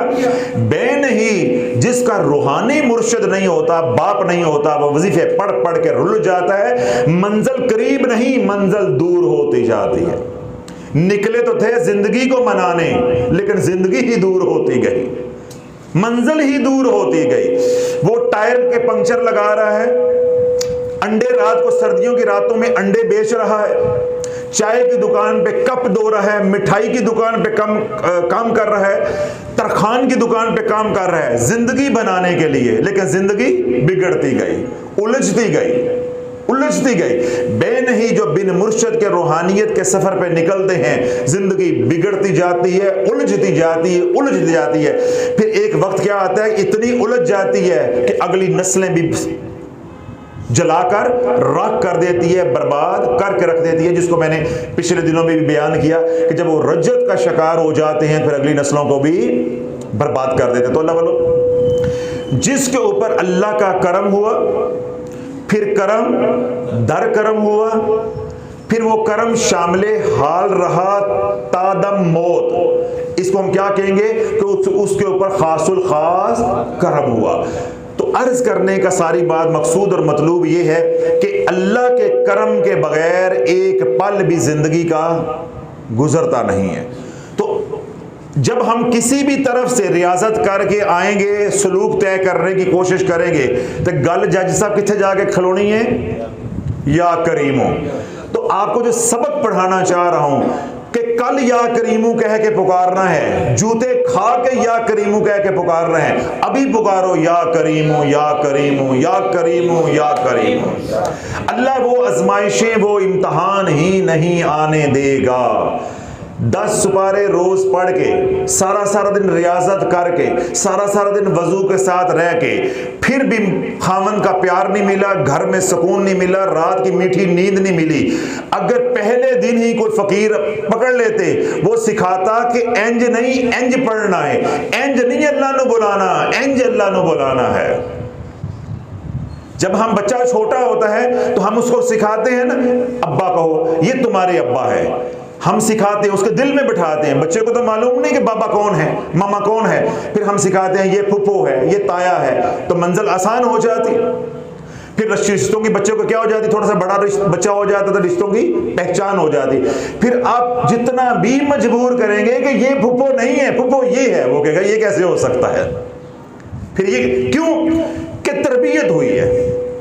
बेन ही अब उस खतून को अल्लाह रंग लगा देता है, अल्लाह उसको इस्तकामत दे देता है, जो मैंने रहनुमाई की है अल्लाह उसका फैज़ान मुंतकिल कर देता है, उसकी ज़िंदगी अल्लाह सुखी कर देता है। तो फिर सारा ज़माना भी उसके सामने तकरीरें करेगा तो वो क्या कहेगी कि नहीं, बिन मुर्शद गल नहीं बनती, बिन मुर्शद गल नहीं बनती। क्यों?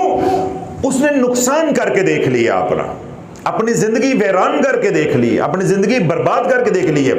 अब उसको मेरा ये बयान अगर वो सुनती हैं तो उन्हें ये समझ आएगा कि या करीमू क्या होता है, या करीमू क्या होता है। अब आखिरी बात तवज्जो के साथ सुनिएगा, उसके अंदर ये सारी बात आ जाएगी जो मैंने अपने अल्फाज के अंदर अब तक पहुंचाई। अल्लाह करीम, इन्नहु लक़ौलु रसूलिन करीम, या अय्युहल इंसान मा गर्रका बिरब्बिकल करीम। अल्लाह करीम, अल्लाह का रसूल करीम। हज़रत ज़ुन्नून मिस्री रहमतुल्लाह अलैह, हज़रत ज़ुन्नून मिस्री रहमतुल्लाह अलैह अब दरिया में सफ़र कर रहे हैं, दरिया पार करने के लिए, यानी उस ज़माने में पुल तो होते नहीं थे, तो दरिया पार करने के लिए कश्ती में सफ़र कर रहे हैं। तो आपके बिल्कुल मतवाजी एक कश्ती के अंदर नौजवान मर्द औरतें खरबस्तियां कर रहे हैं, यानी पिकनिक मना रहे हैं, जिस तरह मौज मस्तियां होती हैं। जब उनकी कश्ती और ज़ुन्नून मिस्री रहमतुल्लाह की कश्ती ऐसे बराबर आई, तो जो है फरूक बलोच, जब बराबर आई तो उन्होंने अल्लाह के वली का मजाक उड़ाया। वो जो खरमस्तियां कर रहे थे, मौज मस्तियां कर रहे थे नौजवान मर्द औरतें, जब वो कश्ती बराबर पे आई तो उन्होंने बाबा बाबा कह के मजाक उड़ाया, इस तरह और आवाजें कसी। तो हज़रत ज़ुन्नून मिस्री रहमतुल्लाह फरमाते हैं कि मेरे दिल में अल्लाह ने इल्हाम किया कि हाथ उठा इनके लिए, इनके लिए क्या कर, हाथ उठा। अभी तू हाथ चेहरे पे नहीं फेरेगा, कश्ती उल्टा दूंगा। तू हाथ उठा इनके लिए कि अभी तेरे हाथ चेहरे पे नहीं फिरेंगे तो मैं कश्ती उल्टा दूंगा। हज़रत ज़ुन्नून मिस्री रहमतुल्लाह फरमाते हैं कि जब मेरे दिल की ये कैफियत हुई, जब ये बात मेरे दिल में अल्लाह ने डाली, तो मैं समझ गया कि कबूलियत की घड़ी है, अल्लाह को मेरी जिल्लत बर्दाश्त नहीं है, अल्लाह को अपने मकबूलीन की, मुखलसीन की जिल्लत, अपने दोस्तों यारों की बर्दाश्त नहीं है। तो फरमाया कि मुझे जब ये कैफियत नसीब हुई तो मैं समझ गया कि अल्लाह मेरी जिल्लत को बर्दाश्त नहीं कर रहा। अगर इस घड़ी में अल्लाह मेरी बद्दुआ को कबूल कर सकता है तो दुआ को क्यों नहीं कबूल कर सकता। ये है मार्फत। जैसा लफ्ज मार्फत बार बार सुना ना, ये है मार्फत। ये हम तफरीक नहीं कर सकते, हमें इन बातों का भी इदराक नहीं है। ये है मार्फत कि अब घड़ी कबूलियत की है, अगर बर्बाद करने पे अल्लाह आ गया है तो आबाद क्यों नहीं कर सकता।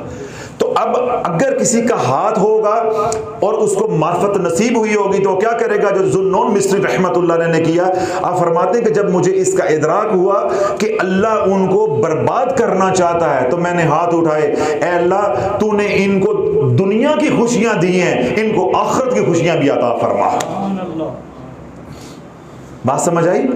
अब बज़ाहिर आपको फिक्रा समझ नहीं आया, अभी आपके ऊपर से गुजर गया है। जो ज़ुन्नून मिस्री रहमतुल्लाह अलैह का फिक्रा है वो समझ नहीं आया। इसलिए तो अल्लाह वाला रोता हूं कि वली की बात समझने के लिए भी वली होना जरूरी है, मार्फत की बातें समझने के लिए भी मार्फत के रास्ते का मुसाफिर होना जरूरी है। वली की बात वली को समझ आएगी, अहले मोहब्बत की बात अहले मोहब्बत को समझ आएगी, अहले इल्म की बात अहले इल्म को समझ आएगी, अहले जिक्र की बात अहले जिक्र को समझ आएगी। अब ज़ुन्नून मिस्री रहमतुल्लाह अलैह ने क्या दुआ की है कि या अल्लाह तूने इनको दुनिया की खुशियां दी हैं, आखिरत की खुशियां भी अता फरमा। तो आखिरत में खुश कौन होंगे, जो जहां अमाल वाली जिंदगी गुजार के जाएंगे, जो तौबा करके मरेंगे, अल्लाह को राजी करके मरेंगे, वो आखिरत में भी खुशियां मनाएंगे। इस दुआ के अंदर पैगाम क्या है कि अल्लाह इनको तौबा की तौफीक अता फरमा, इनको तौबा की तौफीक अता फरमा। तो अल्लाह वाला ज़ुन्नून मिस्री रहमतुल्लाह अलैह जब दरिया के किनारे पहुंचे तो जब आप अपनी कश्ती से बाहर निकले, चंद लम्हों के बाद वो कश्ती भी दरिया के किनारे लगी। फिर वो अपने घरों को नहीं गए, उस वली कामिल के कदमों में गए हैं। वो अपने घरों में नहीं, घरों को नहीं गए। यानी इतना सा सफर है 2-4 मिनट का, 2-4 मिनट से भी कम कलील सफर है, उसके अंदर मेरे अल्लाह ने कलूब को बदल दिया है, दिलों को बदल दिया है। अपने वली की निस्बत के सदके, दुआ के सदके, उन उठे हुए हाथों के सदके, करम पहले भी था, अब करम खास हो गया है। मुसलमान वो पहले भी थे लेकिन मौज मस्तियां कर रहे थे। आज क्या है कि वली कामिल के उठे हुए हाथों के सदके अल्लाह ने तौबा की तौफीक दे दी। अब घर नहीं गए, वली के कदमों में गए हैं कि हमने आपको पहचाना नहीं है, हमने आपको पहचाना नहीं है। अब एक एक करके माफी मांगते गए हैं और हुजूर के गुलाम बनते गए हैं। एक एक करके माफी मांगते गए हैं और हुजूर के गुलाम बनते गए। हज़रत ज़ुन्नून मिस्री रहमतुल्लाह अलैह की सुआने हयात पढ़ के देखें, कश्ती में सवार जितने भी मर्दो जन सवार थे, सारे के सारे मकामे वलायत पे पहुंचे, फिर उनको मौत आई है। तो बिन मुर्शद गल नहीं बनती। अल्लाह वालों, बगैर कश्ती चलाने वाले के कश्ती चलती, मल्लाह के कश्ती नहीं चलती। तो जो मल्लाह है, ये जो कश्ती है, वो क्या कर रही है? दरिया पार करवा रही है। तो कश्ती के अंदर 15, 20, 5, 10 मुसाफिर सवार कर दिए जाए तो बाद में कहें हुण तुसी जानो तो हवा जाने, या तुसी जानो तो दरिया जाने, या तुसी जानो तो समंदर जाने, तो उसका कोई मंजिल होगी सवाए तबाही के? और क्या होगा? हाँ, उस कश्ती के अंदर वो जितनी देर अल्लाह अल्लाह कर लें, अल्लाह बचाई, अल्लाह बचाई, अल्लाह बचाई, वो उनको अल्लाह का तौफीक दे देता है। कोई दुनिया की बातें कर लेते हैं, कोई अल्लाह अल्लाह कर लेता है, वो अलग बात है, लेकिन मंजिल नहीं मिलती, वो कश्ती डूब के रहेगी। बात समझ आई? ये भी मुमकिन है कि वो कश्ती चलते डूब जाए, ये भी मुमकिन है वो कश्ती दरिया के अंदर, समुद्र के अंदर जो है वो गुम हो जाए, मंजिल से दूर हो जाए, तो चंद घंटों के बाद वो डूब जाए, चंद दिनों के बाद वो डूब जाए। अभी देखिए, इस तरह पिछले दिनों में टाइटैनिक को ढूंढने वाले जहाज जो आबदोज है, उसका जो अंजाम हुआ है आप लोगों के सामने कि मंजिल से हटी है तो क्या अंजाम हुआ है। बात समझ आ गई? इसी तरह जो टाइटैनिक है उसको अल्लाह ने किस बात पे डुबोया? आप लोगों को ज्यादा जानते हैं, हम तो स्टूडेंट होते थे जब ये मसला हुआ था, यानी ये फिल्म आई थी, तो लोगों को ये मालूम हुआ कि ये क्यों टाइटैनिक के पीछे क्या हिस्ट्री है, पहले तो लोगों को मालूम नहीं था।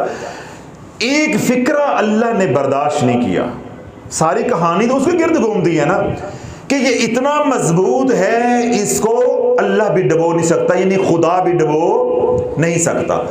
अल्लाह ने उसको भी डुबोया, जो उसको ढूंढने गए अल्लाह ने उसको भी डुबो दिया।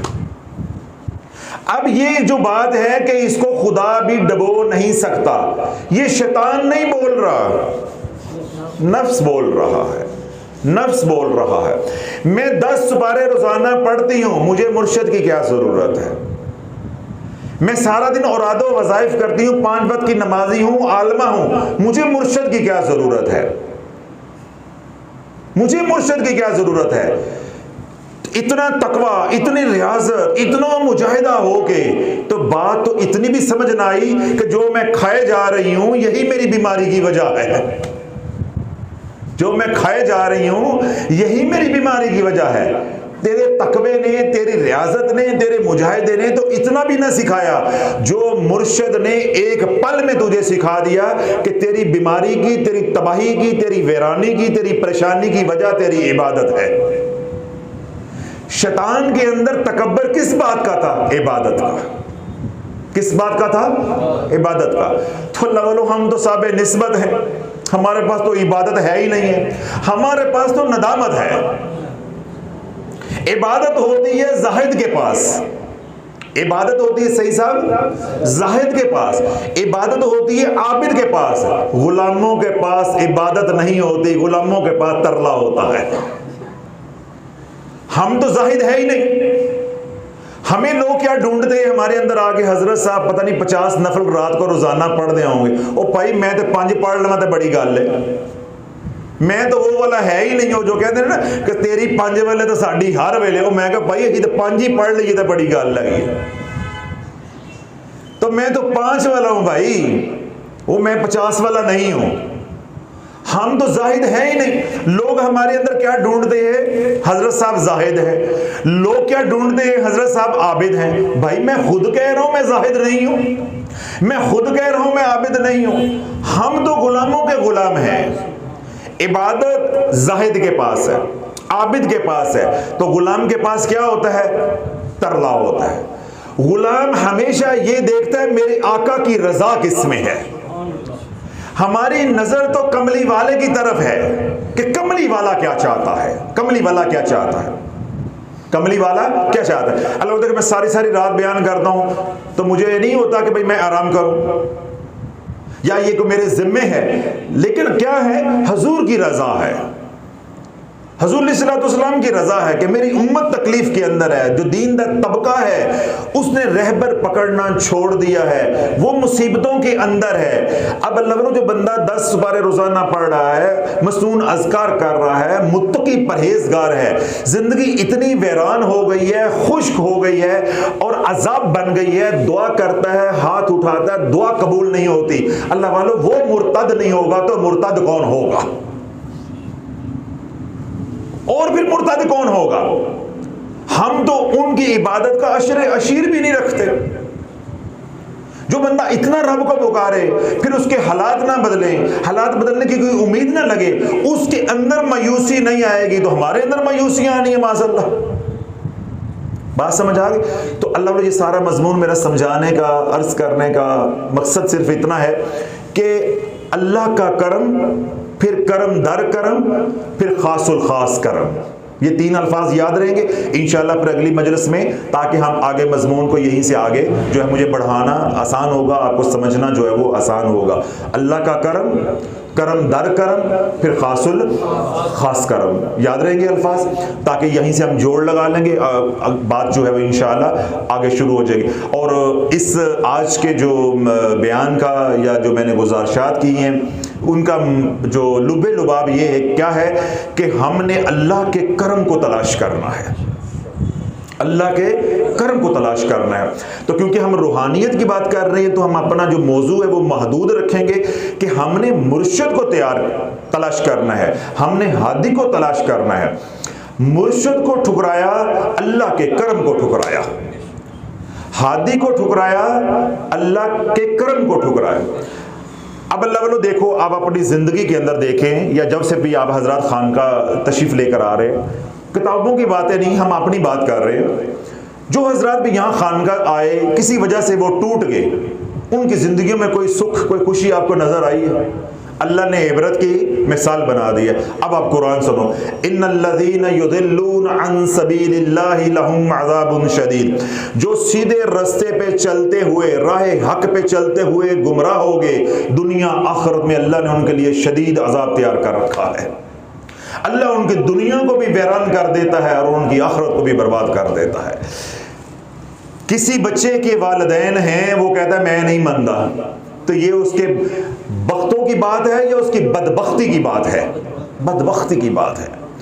आज उम्मत क्या कहती है कि मुझे मुर्शिद हादी की जरूरत नहीं है, मुझे किताब से सब कुछ मिल रहा है। तो जो किताब गुल खिला रही है, मैंने 13 घंटे 20 मिनट उसके ऊपर बयान किया, रज्जत के ऊपर, जो किताब ने गुल खिलाए हैं, जो किताब ने गुल खिलाए हैं, जो भी वो किताब थी, जब उसको खुद समझने पढ़ने की कोशिश की, वज़ाइफ करने की कोशिश की, तो उसका नतीजा क्या निकला है? अभी मैंने लाहौर वाली जो मिसाल है खातून की, वो भी अब हजरात को दी है। तो अल्लाह रब्बुल इज़्ज़त ने जो मुर्शिद की सूरत में करम किया है, इस करम को समझने की कोशिश करें, इसका एहसास और इदराक हासिल करने की कोशिश करें। और चलते फिरते उठते बैठते हर पल हमने क्या पुकारना है? या करीमो या करीमो या करीमो या करीमो। ऐ अल्लाह मुझे माँ दी है इतनी मोहब्बत करने वाली, या अल्लाह इसको जिंदगी दे, इसको सेहत दे, इसको हयाती दे। अपने वालिद साहब को देखते हैं तो या करीमो या करीमो या करीमो, ये किस जज्बे से आप या करीमो पढ़े? मेरे अब्बे ने जिंदगी दे, मेरे बाप का साया रहे। मुर्शिद को देख रहे हैं तो या करीमो या करीमो या करीमो। अपनी गाड़ी है, बाग है, घर है, जो अल्लाह ने नेमतें आपको अता की हुई हैं, जिस नेमत पे नजर पड़ती है या करीमो या करीमो या करीमो। फिर अल्लाह का क्या वादा है? तो या करीमो कह के पुकारता जा, मैं करम दर करम करता जाऊंगा। फिर क्या होगा? एक घड़ी तेरी जिंदगी में ऐसी आएगी कि बस ठक करम दर करम, फिर खासुल खास करम, मंजिल पे पहुंचा दूंगा। तो मैं ये अर्ज कर रहा था कि जो जिक्र है या करीम हूँ या करीम हूँ या करीम होगा। उसके लिए क्या है, मैंने क्या बात कही कि जो भी नेमत आप देखें तो आप देखकर क्या पुकारें, या करीम हूँ। ये तो मामूल का हो गया। अब इस जिक्र को या ये आदत को बनाने के लिए जो मश्क है वो क्या होगी, पहले रात को करेंगे। जब रात को हम रूह को अल्लाह रब्बुल इज़्ज़त के सिफाते नाम या करीमों से मुअत्तर करेंगे तो दिन चढ़े फिर जो कुछ भी नजर आएगा हम कहेंगे ये अल्लाह का करम नहीं है तो और क्या है। माँ का चेहरा नजर आएगा तो तब भी मुंह से निकलेगा या करीम हूँ। बेटी का चेहरा नजर आएगा तो तब भी निकलेगा या करीम हूँ। वालिद साहब नजर आएंगे तो या करीम हूँ। या और जो भी नेमत पे निगाह पड़ेगी तो हर पल आपकी जुबान से क्या निकलेगा, या करीम हूँ। क्यों? रात आपने अपनी रूह को जो ग़िज़ा दी है वो अल्लाह के जिक्र या अल्लाह के इस्म पाक या करीमों की ग़िज़ा दी है। फिर जो कुछ रूह में होगा वही जुबान पे आएगा। तो उसके लिए क्या है कि आप रात को 1100 मरतबा अल्लाह रब्बुल इज़्ज़त के इस सिफाते नाम को या करीम हूँ या करीम हूँ या करीम हूँ या करीम हूँ का विर्द करेंगे। सिर्फ 11 मिनट का ये अमल है और अव्वल व आखिर 3 बार, 5 बार, 7 बार, 9 बार, 11 बार, जितना आसानी है दुरूद इब्राहिम पढ़ें। उसके बाद अल्लाह से करम मांगे, करीम से करम मांगे। और उसका तरीकाकार क्या है कि पहले तन्हाई में बैठे, जाके वजू करके मुसल्ले पे बैठे, फौरन जिक्र नहीं शुरू कर दे। 2 मिनट, 4 मिनट, 5 मिनट लाइट बंद कर दे, हल्की लाइट या चला लें, जीरो का बल्ब चला लें, नहीं तो मुकम्मल अंधेरा भी है तो वो सबसे अफजल है।